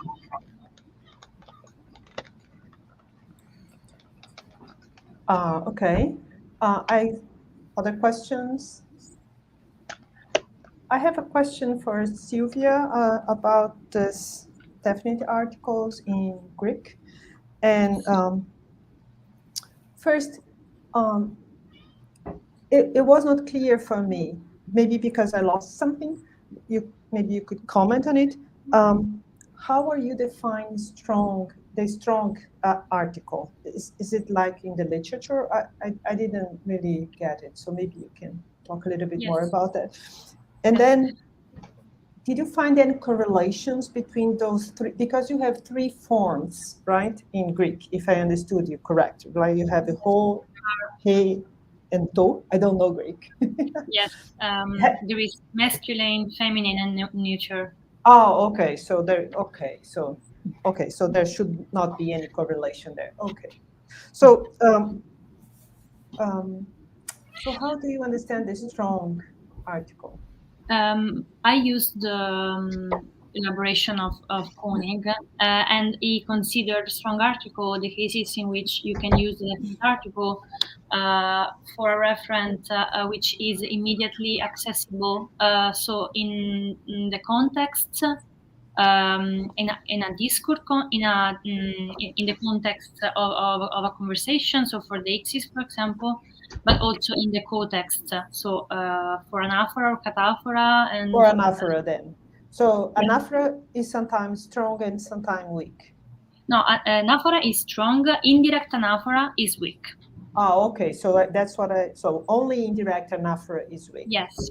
Yes. And then yes, because in indirect anaphora, you have the necessity also to activate some general knowledge, no? Because it is the knowledge of the word that allow you to understand that a fisher and fishes are linked together, not only the text.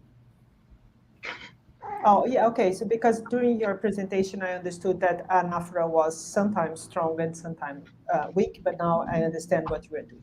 Okay, yeah. Thank you. Yeah. Thank you.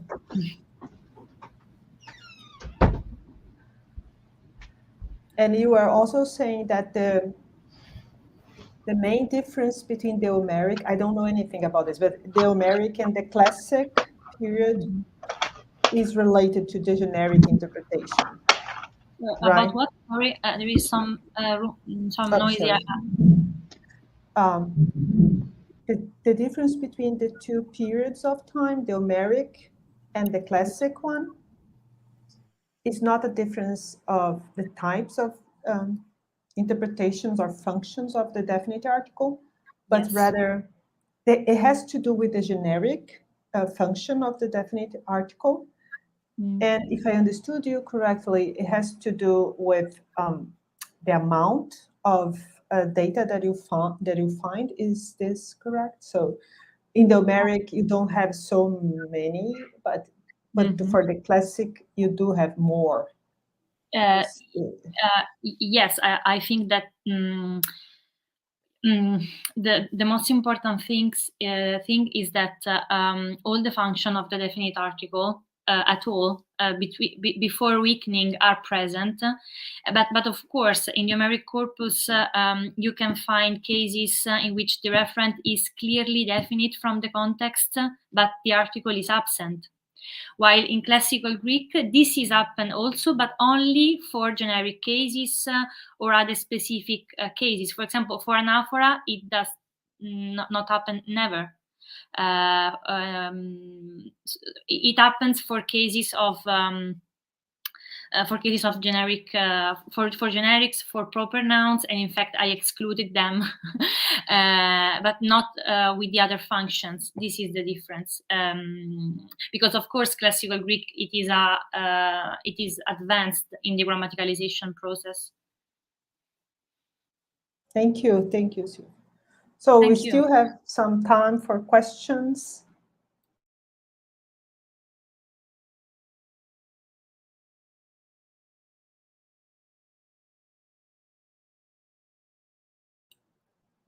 Okay, so if we don't have any questions, maybe we can come back in 10 minutes for our invited speakers talk. What do you think, Danielle? I agree. Okay, so we are going to be back at 3:30. Is that correct? According to the program, Yes, right? 3:30, yes. Okay. See you in a while. Mhm.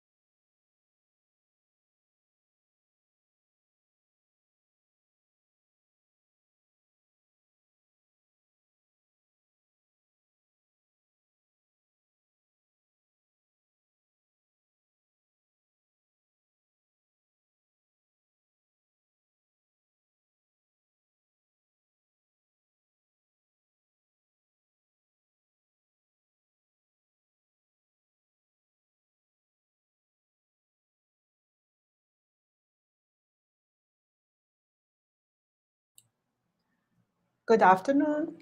We are going to start our last activity today, and it will be a talk by our invited speaker, Professor, I hope to say it correctly, Sandy Sundaresan. Professor Sundaresan is an assistant professor and a research professor at Stony Brook University. She has a PhD in linguistics from University of Toronto. She has published several papers in journals like Natural Language and Linguistic Theory, Glossa. She also has coming, I think, how do you say it? Yeah. Publication that is going to be published yet. It's not. It's pre-preparation. It's a book by Oxford University Press, The Syntax of Perspectival Anaphora. I study at the interfaces, and she was the invited speaker of several important conferences. And it's a great pleasure and honor to have you with us today. So you have the floor. You have like 45, 50 minutes, and then we open for questions. Okay, thank you. Great, thank you. Great. So let me the button went away for putting this. Just give me 1 second. Yeah, okay. So thank you again so much for inviting me. I'm really happy to be presenting here. I'm only sad that I can't be there in person because two of my favorite conference experiences happened in Brazil. So I wish I could be there, but that said, thank you again. So I'll be talking about indexical shift today, and my goal is to combine two independent avenues of research, namely work on indexical shift with independent work on differences between strong and weak pronouns, which we've heard a lot about today. And specifically, I want to talk about the role of determination involving the presence of a dedicated D head in the structure of certain indexicals, which causes empirical reflexes of indexical shift, as well as shifty variation across languages and structures. So indexical pronouns are pronouns like I, you, here, and now. They are purely context sensitive, unlike other pronouns. In other words, they take their meaning solely from the context in which an utterance is made. So for example, I targets the speaker of the context, you targets the addressee, here targets the location, now targets the time. So they're functions over contexts. So this cartoon I always like because, you know, it's funny because what day is it? Asked Pooh. It's today, Speak Piglet. You know what the fuck I mean, said Pooh. And it's funny because the utterance context, the day of the utterance context is always today. So it's a trivial answer, right? In a language like English, indexicals like I and you always target the context of utterance. So if Ali tells Nina, Amina told Nisa that I am lazy. In 5, you have 5 is uttered in a context where the speaker is Ali, the addressee is Nina. This is our utterance context. But this clause contains another context, and this is the speech event described by tell. And the telling event has a speaker too. That's Amina, and it has an addressee, and that's Nisa. And what's interesting is that even though I in English lies in the scope of tell, it can crucially not refer to Amina, the speaker of tell. It can only refer to Ali, namely the speaker of the utterance context. In other words, indexicals in English uniquely privilege the utterance context. So rather than being functions from let's say author or speaker to C, they are just constants, right? So once you know the utterance context C star, you know the identity of the speaker or addressee or location or time, right? These indexicals are called rigid or unshifting, right? So Kaplan postulated that indexicals are special in two ways. They're context sensitive in the way that we saw, and they're intentionally insensitive. So in other words, even if, like in English, you have something, an indexical under tell or say, it cannot refer to that context. It has to refer only to the utterance context. And in a now famous passage, Kaplan speculated that natural language simply lacks operators over context. So a context is just fixed. It cannot be manipulated. Okay, so he says any contextual operator which attempts to meddle with the context, right, of reference, I will call these monsters. I will claim that none can exist in English without sneaking in a quotation device. So this is a good time for me to sort of make a little PSA, which is to say that people often assume that shifted indexicals are monsters. That's not correct. A monster is an operator over contexts, right? And it can scope over context. So that's the monster. And then indexicals are just pronouns.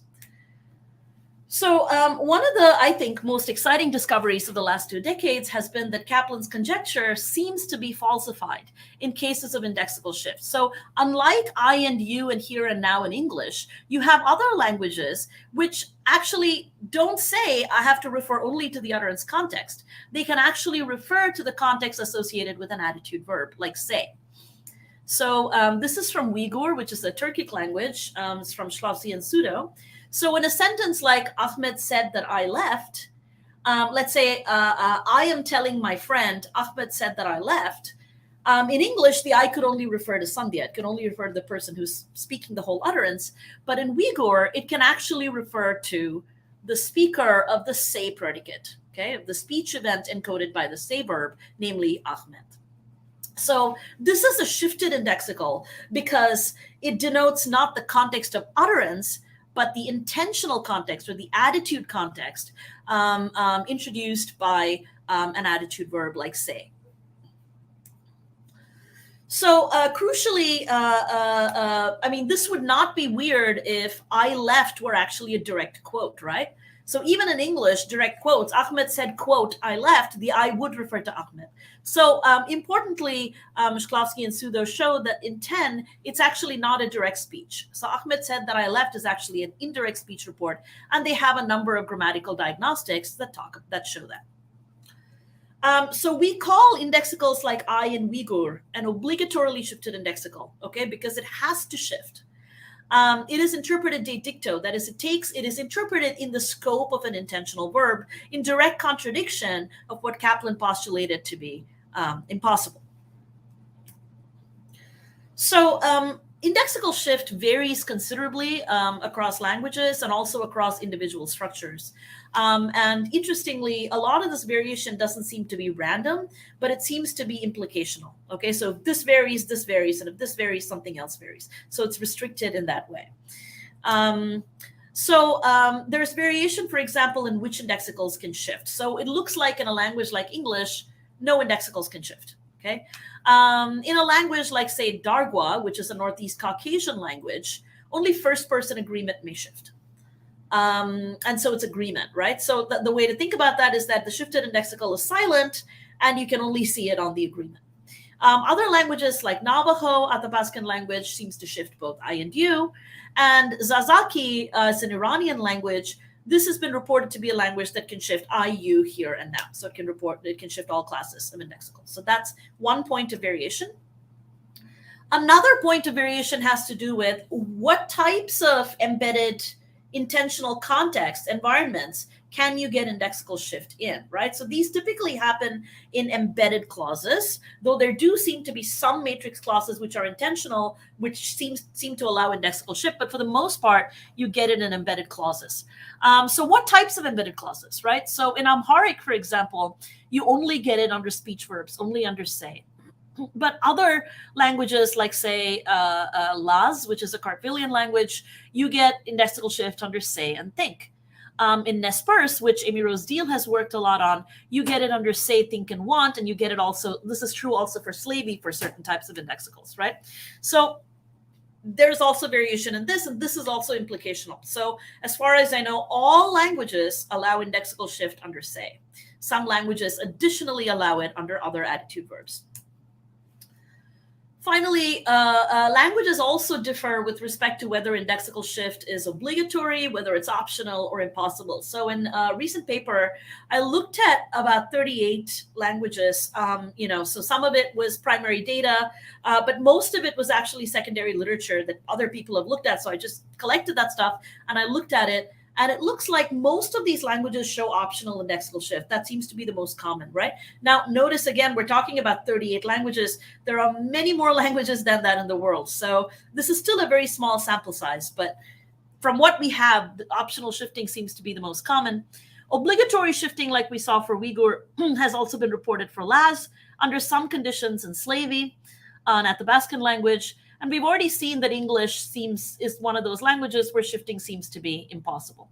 In fact, most of the languages do seem to resist shifting. But like I said, it's also possible that we just haven't looked at certain languages or many languages.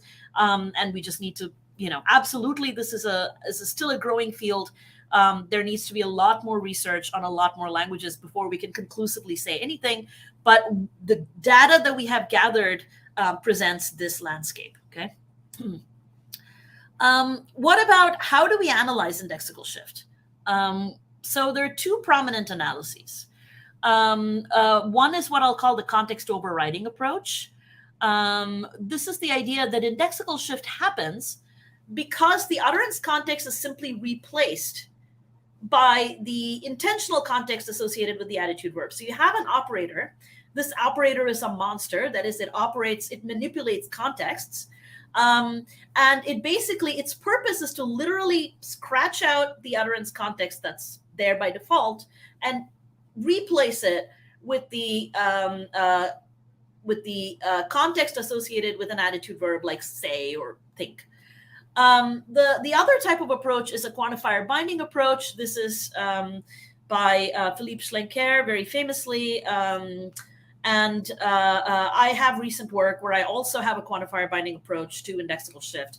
And this is the idea that indexical shift is just binding by a contextual operator. So indexicals are associated with context variables, and these variables can be bound by different contextual binders. And depending on which contextual binder binds it, whether it's a binder associated with the utterance context or a binder associated with the intentional context, you get either no shift or you get shift. So let's look at the context overriding view. So the contextual operator, we'll call it a monster, like I said, is a context overrider. It takes a proposition like alpha as input and replaces the utterance context. I should highlight it here. It replaces the, I don't know if you guys can see it. It replaces the utterance context C with the intentional context I associated with the attitude verb that selects that proposition. Okay. So let's say you have a sentence, Ali said that I am sick. This monster will take the proposition I am sick as an argument, and it will ensure that that proposition is evaluated against the context associated with the speech event where Ali says something, okay? And therefore, because the context of evaluation is the intentional context associated with that speech event, because it is that intentional context, the I will have to refer to the speaker of that context. The utterance context is just gone. It's not there anymore. For this to work, the analysis must crucially assume that indexical pronouns are in theory shifty. What does that mean? It means that the indexical itself does not care which context it is evaluated against. It is underspecified with respect to the context against which it is evaluated. Okay. So what is variant is whether a monster is present or not. So what they say is some attitude verbs select a monster, sometimes, optionally. Others must always select a monster, yet others never do so. And this is what gives you the variation in whether indexical shift is optional, obligatory, or impossible. So let's take a sentence again, like Ahmed said that I am sick, and this is, let's say, English, right? In English, say never introduces a monster. And therefore, there is no context overriding. So Ahmed said that I am sick. I is just interpreted against the utterance context, which is the default. But in a language like Uyghur, where indexical shift is obligatory in certain cases. Ahmed said that I am sick. The say will always introduce a monster. Thus, if I occurs in the scope of that monster, it has to be shifted, right? But in another language, like say Amharic, where indexical shift is optional, in that sentence, Ahmed said that I am sick, say will sometimes select a monster, other times it won't select a monster. If it selects a monster, you get shift. If it doesn't select a monster, you get no shift. Okay. Crucially, the indexical itself doesn't care which context it's evaluated against. Variation has to do with the presence or absence of a C commanding monster. Okay. The quantifier binding view is precisely sort of turns this upside down. So the basic intuition is what I've quoted here. So Schlenker says, in traditional model theoretic accounts, attitude verbs are essentially construed as quantifiers over possible worlds. So if I say, John believes that it's raining, that is true, just in case it is raining in every world compatible with John's belief. I will argue for a minimal modification. What shifted indexicals of the Amharic variety show, I'll suggest, is that attitude verbs are quantifiers over contexts of thought or speech. Okay, so basically he's saying the attitude verb does not abstract over worlds like you've always thought with intentional sentences. It actually abstracts over something richer, over contexts. Okay, something along these lines was already discussed in like a centered worlds analysis, where you had, let's say, a world paired with an individual, and this is just even richer than that.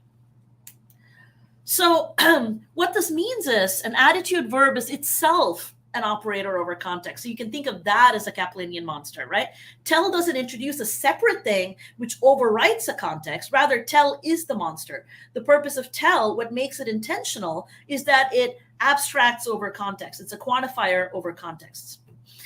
So if the context variable, and indexicals can choose, right, which quantifier they're associated with. So at the root clause, you have a quantifier which is associated with the utterance.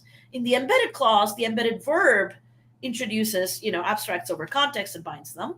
And the indexical can choose, do I want to be bound by the intentional context, by this operator, or do I want to be bound by the operator at the root? Okay, so this is a pronoun-centric view. So the choice of whether an indexical may be bound or not reduces to lexical specification. So it's a part of the lexical, it's an inherent property of indexicals. So for Schlenker, indexicals come in 3 varieties. My variant has 2 varieties. Let's look at Schlenker's version. And these differ with respect to which context they're specified to be evaluated against, okay? So an indexical like I in English basically says, so this is the pronominal variable, let's say first person, like X, it's like a first person feature, right? And it takes a context variable as a sister.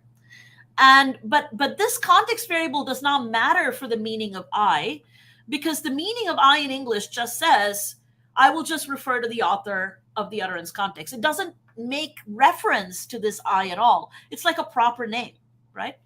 But in an optionally shifting language like Amharic, it's the same representation, but crucially, the denotation, the meaning of I says, I am the author of this context. Okay, I'm the author of the context variable that is the intentional context associated with me. Or rather, it says I'm underspecified. So, it says I'm underspecified. I don't care whether it's the intentional context or the utterance context. So this variable, if it's bound by tell, in a sentence like Ahmed said, that I am sick, if it's bound by say, then you get the shifted reading. If it's bound by the entire, the root quantifier at the root periphery, then you get no shift, and it refers to, let's say, Sandhya, if I'm saying the sentence.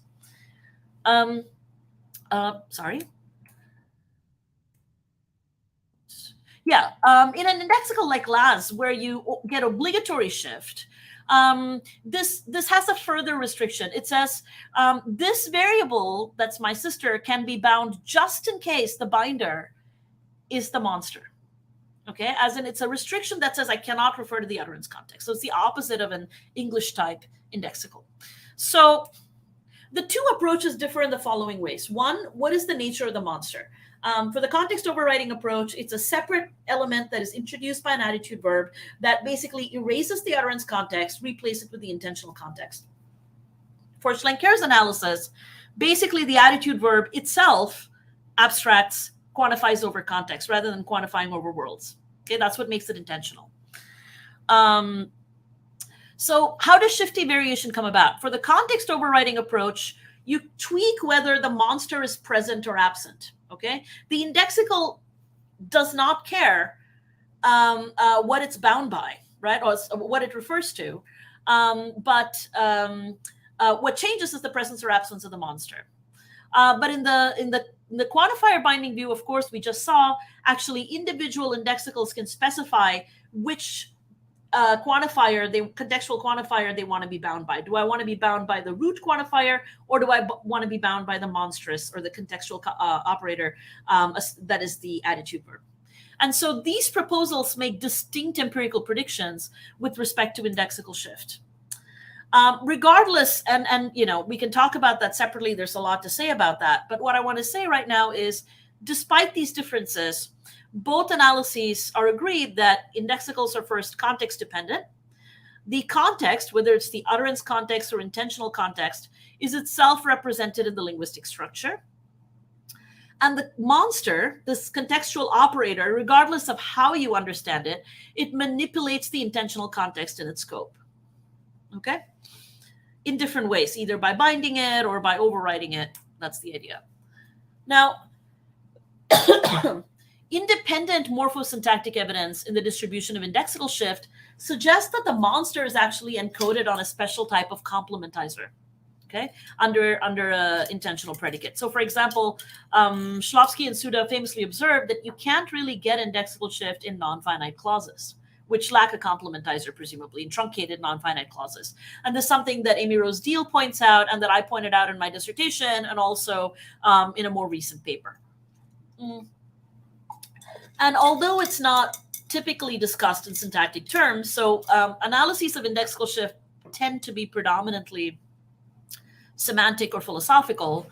There are some recent exceptions, but this idea, right, that the monster is encoded on a C head is compatible with independent work on speech act phenomena or root phenomena on the syntactic representation of the context, right? So following the neo-performative hypothesis of Spies and Tenney 2003, which itself builds on Ross's famous observation, the neo-performative hypothesis discussed in Ross's 1970 treatise, it is typically assumed that the speech act and its participants are represented by syntactic material in the clausal periphery. So this is shown in 15. So SAP stands for speech act phrase, and you have two different types. And the arguments or the participants of the speech act phrase occur as specifier or hearer in specifier positions. Okay. This is one way to sort of talk about it. And then it occurs in the periphery, and the actual CP lies in the scope of that. So this is all I'm going to say about this. Structures have been argued to vary with respect to whether the speech act phrase may be present or not. So you assume that a root clause is always a speech act P, but embedded clauses is less sure because some clauses are smaller than others, as we also saw in the previous talk, right? And this in turn has consequences for whether the speech act P denotes the utterance speaker or the intentional speaker.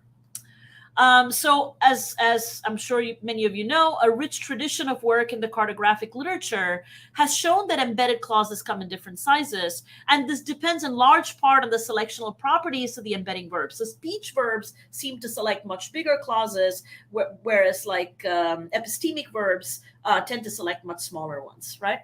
And independent work on allocutive agreement and other speech act phenomena has shown that only embedded clauses that are structurally large enough can actually host a speech act projection. Okay, so you need to be a particular type of clause, right? So it's not just any C head; it has to be a particular type of C head based on what kind of attitude verb is embedding you. So let's keep that in the background. I'm now going to switch completely and talk about pronoun classes, right? So a separate line of research, and I'm sure we've heard a lot about this today, has argued that pronouns are not syntactically and semantically homogeneous, right? They're not uniform. They systematically differ in their morphosyntactic and semantic behavior. And as a result, it's argued that the internal structure of pronouns is complex, and specifically that pronouns vary with respect to this internal structure. So I'm going to do this quickly because by now we've all heard this several times. Cardinaletti and Stark observed that in a range of sort of typologically unrelated languages, pronouns show consistent internal differences in their grammatical behavior. So on the strength of this, they propose that pronouns are broadly distinguished as strong versus deficient, and then the deficient ones can be further distinguished as, say, weak versus clitic. Right? So this is one type of the sort of rough distinction in terms of morphology, distribution, whether it shows in, let's say, argument position or only in derived positions, whether it can be coordinated or modified versus whether it cannot. Can it be focused or can it not only be focused with a discourse salient antecedent? Can it take an expletive antecedent, for example? No, only deficient ones can do so. And then we also saw in the previous task that you also have de se and de re distinctions that sort of correspond to this, right? So, so the deficient pronouns, like I said, are further demarcated as weak versus clitics. Clitics behave like heads, so they can incorporate. Strong pronouns are phrasal. And a big part of the Cardinaletti and Stark hypothesis is also that there are implicational dependencies between these classes. So these things stand in a subset-superset relationship. So the properties of weak pronouns are proper subset of those that occur for strong pronouns and so on.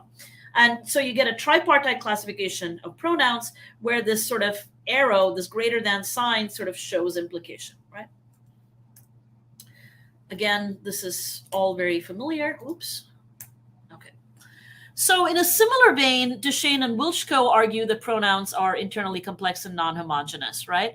And there's such a striking similarity between these two analyses. I was rereading it yesterday, and it's really very striking similarity. And they propose also a tripartite classification of pronouns as pro-DP, pro-phi-P, and pro-NP, with each corresponding to a distinct syntactic structure. And these two are monotonically ordered, right? So a structure of a pro-DP contains that of a pro-phi-P, which contains the structure of the pro-NP, okay? So the pro-DP is the largest, and then the phi-P is intermediate, and the NP is the smallest. This corresponds to their empirical properties. So the phi-P seems to have some properties of the DP and some of the NP, but the DP and NP are on two ends, right? So again, the internal syntax of the pro-DP is morphologically complex. That of the pro-phi-P is intermediate. End syntax is like head-based syntax. Again, pro-DPs show up in argument position. Pro-phi-Ps can show up as arguments or predicates. Pro-NPs only in predicates. And then you get definite. So the notion of definiteness is only associated with pro-DPs. And pro-DPs behave like R expressions. So they show condition C effects, right? And they can't behave like bound variables. So for example, just to very quickly talk about this, Duchesne and Wilczko argue that certain emphatic pronouns in Halkomelum Salish are pro-DP. So they only occur in argument position as shown in 16. So he goes, the pronoun is the he, and that's fine, but it can't be like, it can mean something like it, right? It will be Bill that helps you. It cannot be the it in that, and that's ungrammatical there. It behaves like an R expression. It shows condition C effects. So the man was looking for his coat, where the his is, again, that pronoun. That's as bad as the man was looking for the man's coat. That's not possible. It's a condition C effect. And it's morphologically complex. So if you go back and look at that pronoun here, it's got actually a determiner affix that is then attached to what looks like a pronominal variable. Okay. And this pronominal variable that comes after the determiner can actually occur in isolation. And they argue that that's a phi-P. In contrast, they say independent pronouns in Shuswap is argued to bear the empirical fingerprint of a pro-phi-P. It shows condition B effects. It can be a predicate or an argument. It has neither D nor N syntax, but is intermediate, right? And as for pro-NP, they say one, generic one in English is a pro-NP. It has the syntax of a noun, so it can follow a determiner. You can say the one, quantifier, everyone, or modifier, the same one. It is the overt exponent of an elided nominal. So this bag is more expensive than that one, right? Where in French, the one would just be silent. And it's a semantic constant and cannot function as a variable. You can't say everybody loves one's child. So, like I said, the two analyses are very similar, though they look at very different types of data. But in both cases, there's a three-way monotonic implicational distinction in pronominal types, right? So, and that's strong or pro-DP, and then weak pro-Phi-P, and clitic pro-NP. So just sort of superimpose those two things. And this is, of course, well known to, I'm sure, everybody here. Now, where does the context enter in all of this? So recall what I said a little while back. There's independent evidence showing that contextual information, so the Speech Act and the participants of the Speech Act, be it whether it's the Utterance Speech Act or the Intentional Context Speech Act, that it's syntactically represented in the clausal periphery in the C layer. Interestingly, independent research on indexicals has argued that this contextual information can actually be encoded in the nominal periphery as well. Okay, so the people that I've cited here propose that DPs can internally encode contextual information, just like clauses can, just like some clauses can. So there's some very nice work by Bettina Gruber. This is her dissertation. She presents evidence from Blackfoot, Algonquian, and Dutch, showing that deictic pronouns, so pronouns that can refer deictically to something in a prominent element in the discourse, are structurally more complex than noun-deictic or bound ones. So, for example, the pronoun ye, I might be mispronouncing it, can only be used deictically. So it cannot be bound. You can't get a so-called fake indexical use of this pronoun. It can't be used generically either. But its weak counterpart can have deictic, bound, as well as generic uses. Similarly, she shows that Blackfoot has two possessive first and second person proclitic forms. One is long and the other is short. And the long one, in this example, it's kit. That means your, can indicate alienable possession. But only the short one can indicate inalienable possession. So when I say long and short, it has to do with the form. So it's kit versus ka and knit versus n. And so 19 is your rabbit, alienable possession. So, you know, you get a rabbit, that's at a certain point of time in your life, versus your mother, right? That's just like an inalienable permanent part of your description. So only the short form can indicate inalienable possession. And what she argues, and there's also co-authored work with Heather Bliss where she argues the same thing, that this difference boils down to the optional presence of temporal deixis on the respective indexicals. So she says that inalienable possession basically means it's a temporally permanent part of the possessor, whereas alienable possession means it's restricted to a given stage or time in the life of the possessor, right? So Gruber, her basic thesis is this: the category person is derivative. It's not a primitive, and is dependent on temporal and spatial parameters that are present in the morphosyntactic structure of its linguistic exponents, namely indexical pronouns. So she builds on the pronoun classification that we just saw in Dishon and Wolszko, pro-DP, pro-Phi-P, pro-NP. And she proposes that strong pronouns are pro-DPs.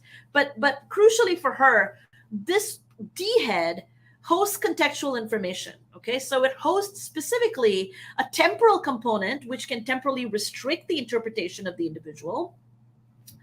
And this then C commands a spatial variable, which represents the speaker and hearer. So she talks about speaker and hearer in terms of their literal physical location in a context, as in here versus there. Okay, and she also argues that you can get proximal and distal distinctions in pronouns based on this kind of classification. But for now, we don't need to worry too much about the details. The point is you get a strong versus weak structural distinction between indexicals, and the strong ones have a D-head, which carries contextual information. Okay. Now, interestingly, very similar ideas have recently been proposed in the realm of person restrictions. Now, I said that indexical shift is discussed primarily semantically. Person restrictions are discussed primarily in terms of morphology and syntax. And so the two don't really talk to each other, right? But I think there's a lot in common. So person restrictions highlight the non-uniformity of pronouns in two ways. First, they typically end up partitioning first and second person on one side and third person on the other. You can then have further partitions between first and second, but typically first and second behave a certain way, and then third behaves a different way. And they typically apply to weak pronouns, not strong ones, okay? So for example, the person case constraint, right? It restricts the person feature of the direct object when it co-occurs with a weak pronominal indirect object. So for example, the strong PCC says a weak direct object cannot be first and second person if it co-occurs with a weak indirect object. Okay, and that's shown in 21 and 22. Now, we just said strong pronouns are not subject to the PCC. In fact, one of the most common repair strategies for the PCC and, say, Slovenian is to replace the weak pronoun with a strong pronoun. And then there's no more PCC because the PCC only applies to the weak ones. So in recent work, Adrian Stegovic builds on Cardinaletti and Stark to explain PCC effects in Slovenian. What he says is strong pronouns bear valued person features on a D head. Weak and clitic pronouns lack this D head, therefore they also lack person features. And the fact that the idea that these pronouns lack person features make them more sensitive to person restrictions from outside, but strong pronouns are basically islands for person restrictions because their person needs are satisfied internal to the DP. So a recent dissertation by Luis Reynaud, as a former student of mine, and Hedda Zelsras, combines the idea in Stegovic with those in Bettina Gruber's dissertation. So what she investigates cross-linguistic evidence ranging from a bunch of person-based intervention effects and agreement effects, like the PCC, obtaining across the verbal domain, clausal domain, and nominal domains. And what she shows is anaphor's pattern like first and second person, not like third person. So she says anaphors and first person indexical pronouns are defined in terms of their need to be syntactically bound in different ways, just like what Stegovic says, right? So anaphors need to be referentially licensed. Let's not worry about anaphors for now. But first and second person indexicals must be context linked. They must be contextually bound. So she starts with the idea that I and you bear valued phi features, so first and second person, but they are probes for a context feature, which she indicates as like an ID feature. Now, the syntactic representations of the speaker and addressee bear valued ID features, which serve as goals for these probing indexicals. So to this idea, Reynaud superimposes the idea that pronouns come in different structural classes. So like Stegovic, she assumes that strong indexicals have a D layer, weak indexicals lack a D layer. But recall that Stegovic said that strong indexicals, the D head contains a person feature. She replaces that with Gruber's idea that the D head actually contains context features. Okay? Specifically, it carries a representation of the speaker and hearer. So what this means is, if she's correct, the context or contextual information is not just represented at the clausal periphery, right, on a particular type of complementizer head. It may also be represented at the nominal periphery, specifically on D. Okay, so D is a locus of contextual anchoring. So a strong U pronoun hosts the addressee bearing its just ID, and the value is A for addressee, and that's on D. The pronoun also hosts a probe that is unvalued for ID. So there's also a context probe that's more deeply embedded inside the DP. But this probe, the needs of this probe are satisfied internal to the DP. The probe never has to look outside of the DP because the goal containing the valued IDA feature is already there on the DP. So it's valued internal to the DP. It never ends up probing outside the DP. And this makes it a syntactic island for contextual purposes. So this makes it impervious to PCC effects, and it just can't be manipulated further by anything outside the DP. But a weak indexical pronoun lacks this D projection. So the ID probe can look, but it's not going to find anything within the phrase. So then it has to look outside the phrase to get its ID feature, context feature valued. And this makes it syntactically active, right? It makes it sensitive to person restrictions. In fact, anaphors in many languages show PCC effects, right? And this sort of follows from her proposal. So I've talked about indexical shift, and I've talked about pronoun classes, and I've talked about the idea that not only types of C, but also types of D head can host contextual information. And the question we need to answer now is, what does all this have to do with indexical shift, right? So basically, I'm going to adapt Reynaud's proposal in the following way. I will say that indexicals are upward agreeing context probes. They're featurely encoded as an unvalued that should be an ID feature. It has an ID feature that's unvalued that says, I am looking for a context, okay? The context may be syntactically represented not only in the clausal periphery, but also at the nominal one. It is featurely encoded as a valued ID X, where the X can be speaker, addressee, whatever else. And this will serve as a goal for the context probe. We saw earlier that some clauses are structurally too small to host the relevant information, which hosts the context. Others can host the information, but it's only information about the utterance context, not the intentional context. Yet others bear the projection, and it can also refer to the utterance context. So just because you are a CP does not mean that you can host the relevant contextual information, right? You have to be the right sort of CP in the right sort of intentional environment. So I will assume now that at the nominal level, the context is represented in nominal phrases that project a D head. So these have to be pro-DPs. So this is basically what Reynaud says. At the clausal level, it is represented in CPs that similarly project a particular type of C head, like a speech act head or something else. Crucially, I will assume that the intentional context, so the context associated with an attitude verb, can only be hosted at the clausal periphery, not the nominal one, because the intentional context is locally available to whatever is local to the attitude verb, right? It's associated with the attitude verb. The C head is selected by the attitude verb, so it can have that information. The D head is further down. It's not going to be able to get that information, okay?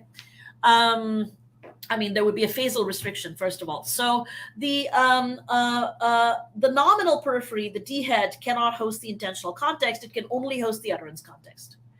The clausal periphery can host either the utterance or the intentional context, depending on, other independent factors. So basically, this is my proposal, okay? I'm going to propose that strong DPs are contextually inert, so they are unshiftable indexicals. Weak pro-phi Ps or pro-NPs are contextually active, and therefore they are shiftable. So let's see how this works. So the D head of a strong pro-DP encodes a valued ID feature denoting the utterance context.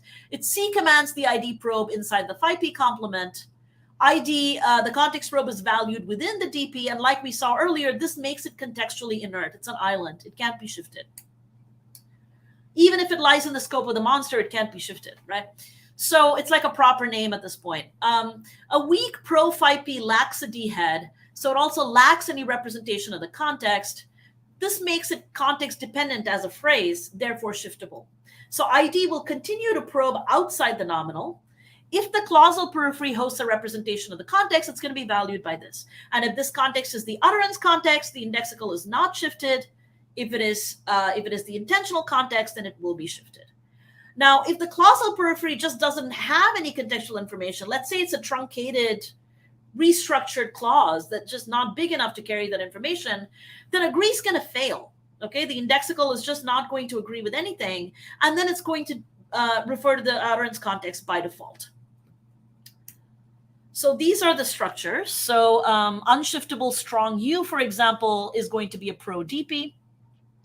Shiftable weak U is going to be a pro-phi P. As you can see in 23A, you can get successful agree for the ID feature already within the DP, so it's a syntactic island for shifting.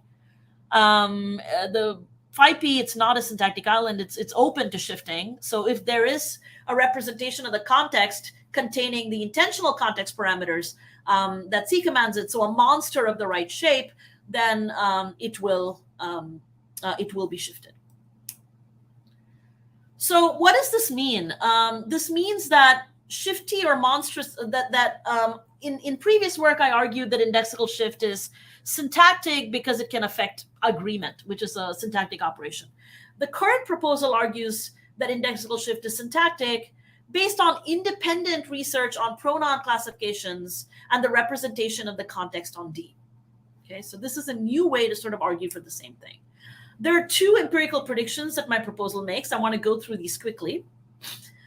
First, I'm going to talk about so-called indexical doublets. So there are certain languages which have both strong and weak varieties of the same pronoun. I mean, we've seen that there are many languages. If the strong versus weak distinction patterns with a rigid versus shifty one, as I've suggested, then you should show other reflexes of strong and weak pronouns, okay? And this is preliminarily confirmed. So in some shifting languages like Tamil, Turkish, Zazaki, varieties of Zazaki, Mishar Tatar, the shifting and unshifting indexicals actually have different morphological forms, okay? Crucially, in all of these languages, the shifty indexical is silent while its rigid counterpart is overt. Actually, I should modify this. I should say, if one of the elements is silent, both can be overt, but if one of them is silent, the silent one has to be the one that is shifty, okay? I know of no languages, and again, it's a small sample size, but it's striking. I know of no languages where you have a strong and a weak indexical, right? And the strong one, the rigid one, is silent, and the other one is overt. Okay, so this patterns exactly with the strong and weak distinctions that we saw earlier in Cardinaletti and Stark and Deschênes and Bushka. Another important discussion has to do with so-called shift together, and this is my last point, really. Remember that under the context overriding view, shifty variation solely has to do with whether there's a monster or not. It doesn't have to do with the indexicals, right? So if the attitude verb selects a monster, then any indexicals in the scope of that monster have to shift according to this view. But if an attitude verb doesn't select a monster, the indexical doesn't have to shift. And for this to work, we saw all indexicals, that approach must assume that all indexicals are in principle shiftable. So the indexical doesn't really care what the context is that it refers to. That's what they assume. And one of the most compelling pieces of evidence in support of this is the presence of so-called shift-together effects. So it basically says all shiftable indexicals within an attitude context must pick up reference from the same context. In other words, oops, something went wrong here. In other words, if you have two or more indexicals under a single attitude verb, it can't be the case that one of them shifts and the other doesn't shift. Okay, so either all must shift or none can shift. And we see this in Zazaki. So the scenario is, oops, Ali tells Hasima, Rojda said to Bill that I am angry at you. And you expect 4 different readings, right? Given that this is a language that shows optional shift. So where both I and you shift, where neither I and you shift, where only I shifts, or where only you shifts. But what happens is the readings where only I shifts or only you shift are ruled out. Either both must shift or none can shift. So basically what this means is all indexicals in the local clause must shift together or none may do so. And this follows directly from the context overriding account. Basically, if the context overrider entirely gets rid of the utterance context, then there's no more utterance context, right? I mean, an indexical in the scope of this monster cannot choose to refer to the utterance context. It's just not there. It's gone. So if one indexical shifts, that means it must lie in the presence of such a monster. Then all other indexicals must shift too. They don't have a choice because the utterance context is gone. But under what I've just said, indexicals are not all the same. They come in strong and weak varieties. And I've said that some indexicals, the strong indexicals, don't shift because they're islands. They get their contextual needs met. only weak ones shift. This means that when a strong pro-DP indexical occurs in the scope of a monster, it just can't shift, right? It doesn't matter because it's an island. Only a weak pro-phi-p can shift. So the question to ask is, what happens when a weak indexical co-occurs with a strong indexical in the scope of a monster? We should get exceptions to shift together. So the strong indexical will basically say, I can't shift. And the weak one is the only one that will shift. So you'll get what looks like an exception to shift together. And indeed, there seem to be exceptions to shift together in languages like Tamil. Again, also on all these other languages with indexical doublets, Mishar Tatar and Zazaki. So shift together is not a universal, but it's a robust tendency. So most languages, I think, don't have indexical doublets. But in the languages that do, you do get shift together exceptions. Okay, so that's really it. So I just want to quickly say what I've done. I've argued that the context of evaluation is structurally represented not only at the clausal periphery, but also at the nominal periphery, specifically on D for the nominal periphery. And this, the contextual C head may carry information about either the utterance context or the intentional one, but the contextual D head can only carry information about the utterance context. All indexicals are upward agreeing context probes. In indexicals which are strong pro-DPs, which project a contextual D head, the contextual needs of the indexical are met internally, so that indexical is contextually inert, like a proper name. In indexicals which lack this contextual D head, so pro-phi-ps, the contextual needs of the indexical remain unsatisfied. This means it's capable of shifting if you have the right monster, if it occurs in the scope of a monster. So in addition to showing that indexical shift is syntactically encoded, the current proposal also underscores long-noted parallels between clausal and nominal domains. And relevant for this conference, it also highlights the importance of determination in the derivation of indexical shift in grammar. Thank you very much. Do you want me to stop sharing? Oh, thank you so much for your presentation, for your nice, enlightening presentation. Yes, maybe. We still have time for questions or comments. Oops, sorry. So I didn't mean to stop, Cam. I need to stop sharing. Okay, here we go. Okay, so we still have time for questions and comments, so we open for questions.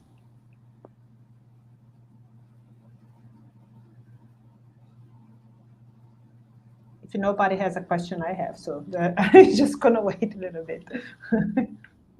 Is it just the 5 of us, or are there more people? There should be other people in the, how do you say it, broadcasting? In the YouTube, yeah. Yeah. Okay. So maybe I can ask you a question. I really enjoyed your presentation. I find it very interesting. I was just wondering if that doesn't predict that even in a language like English, I would have some sort of monster or shifting, because we do have weak pronouns there, or in Portuguese we do have weak pronouns, and we have strong one. So I think that one of the predictions is that we should find... No, because there are two things, right? So if you have a weak indexical, then it's possible to get shift. But you'll only get shift if there is a monster, if there is an operator that can host the intentional context. Okay, but then... So you need the indexical, which is shifting, and you need something which can do the shifting, the shifter. And that shifter in English is arguably just not present. Okay, so it's not really associated with that attitudinal verbs. You have to have this monster operator available in the language. And if you have this monster operator available in the language, then you do have this shifting, yeah? That's partly correct. So it's not correct to say it has nothing to do with the attitude verb. A monster that's true. Yeah. is a fundamental part of the attitude verb, right? It's if you don't have an attitude, there is no monster, because it has to quantify over the intensional parameters of that verb. Yeah, so I Well, think what I meant is in English, you don't have this monster operator with the attitude verb, right? Is that what you yeah, have? so in a language like English, we just have to say that, you know, if you that in English you just don't have that monster operator. And Yeah. so even if you have weak indexicals, it doesn't matter. It's just It's going not, to it's, context.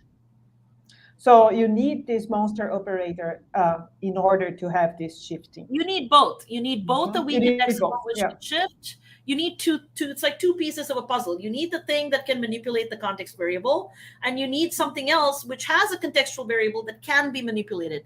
If it's not manipulable because it's already inert, it's already in a pro-DP, and it's opaque, then you can't do anything. Okay. So, okay. So if you have a monster, let's say in a language like, let's say Amharic, I don't know how strong versus weak operates in this functions in this language, right? But let's just say this is a language that shows optional shift.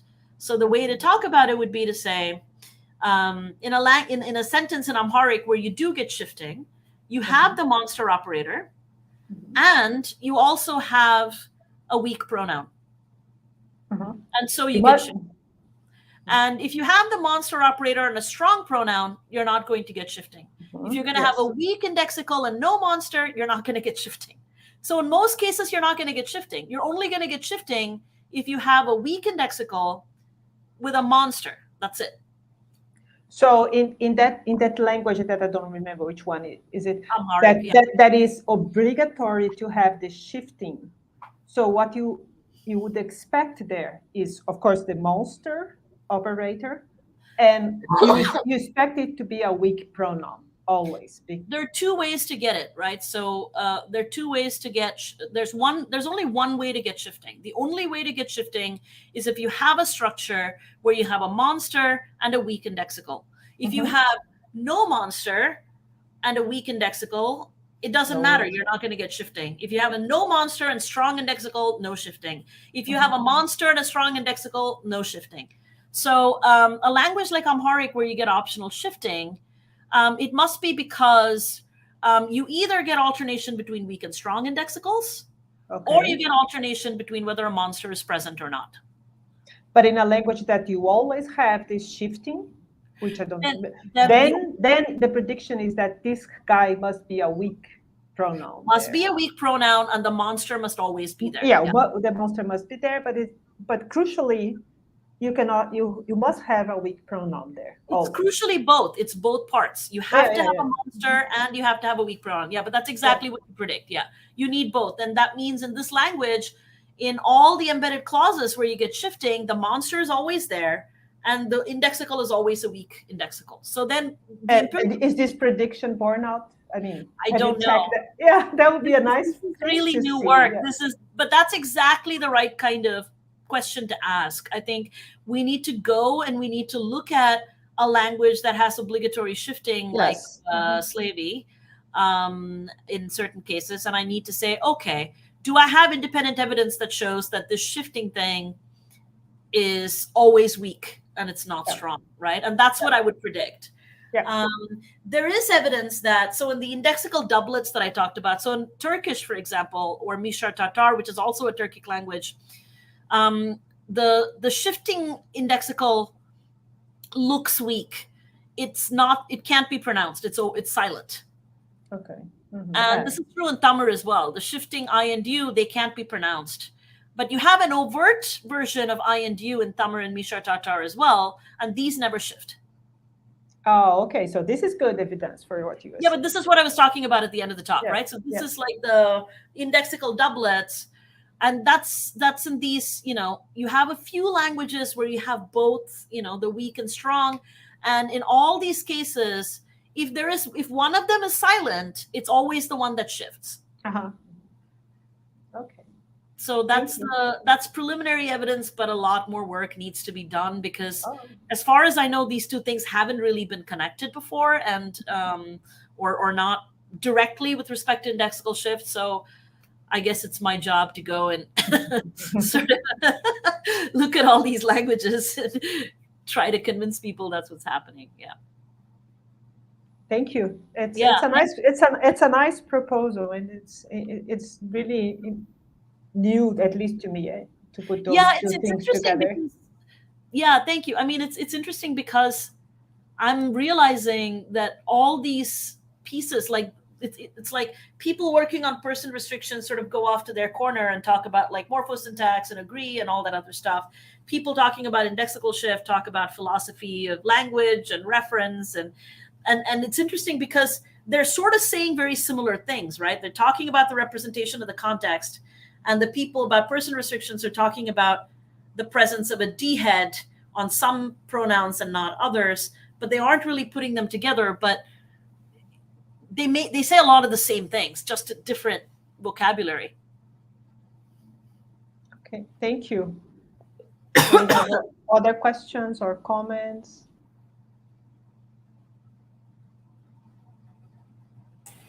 I just want to say that it's really great what you proposed, because I've been working on something similar, and you just shed light on some. I remember you saying that to me before, that you were doing, and I was telling you about Reynaud's dissertation, which Yes, I've read it, and now Yeah. I'm rethinking what I'm Okay. looking for, actually. And this Right. talk was just summed up some stuff, and it was really, really brilliant. Thank you. Yeah, I learned a lot reading these papers as well. The Cardinaletti and Stark and the Deschênes and Bushko, which I hadn't looked at in a long time. There's so much useful stuff there. So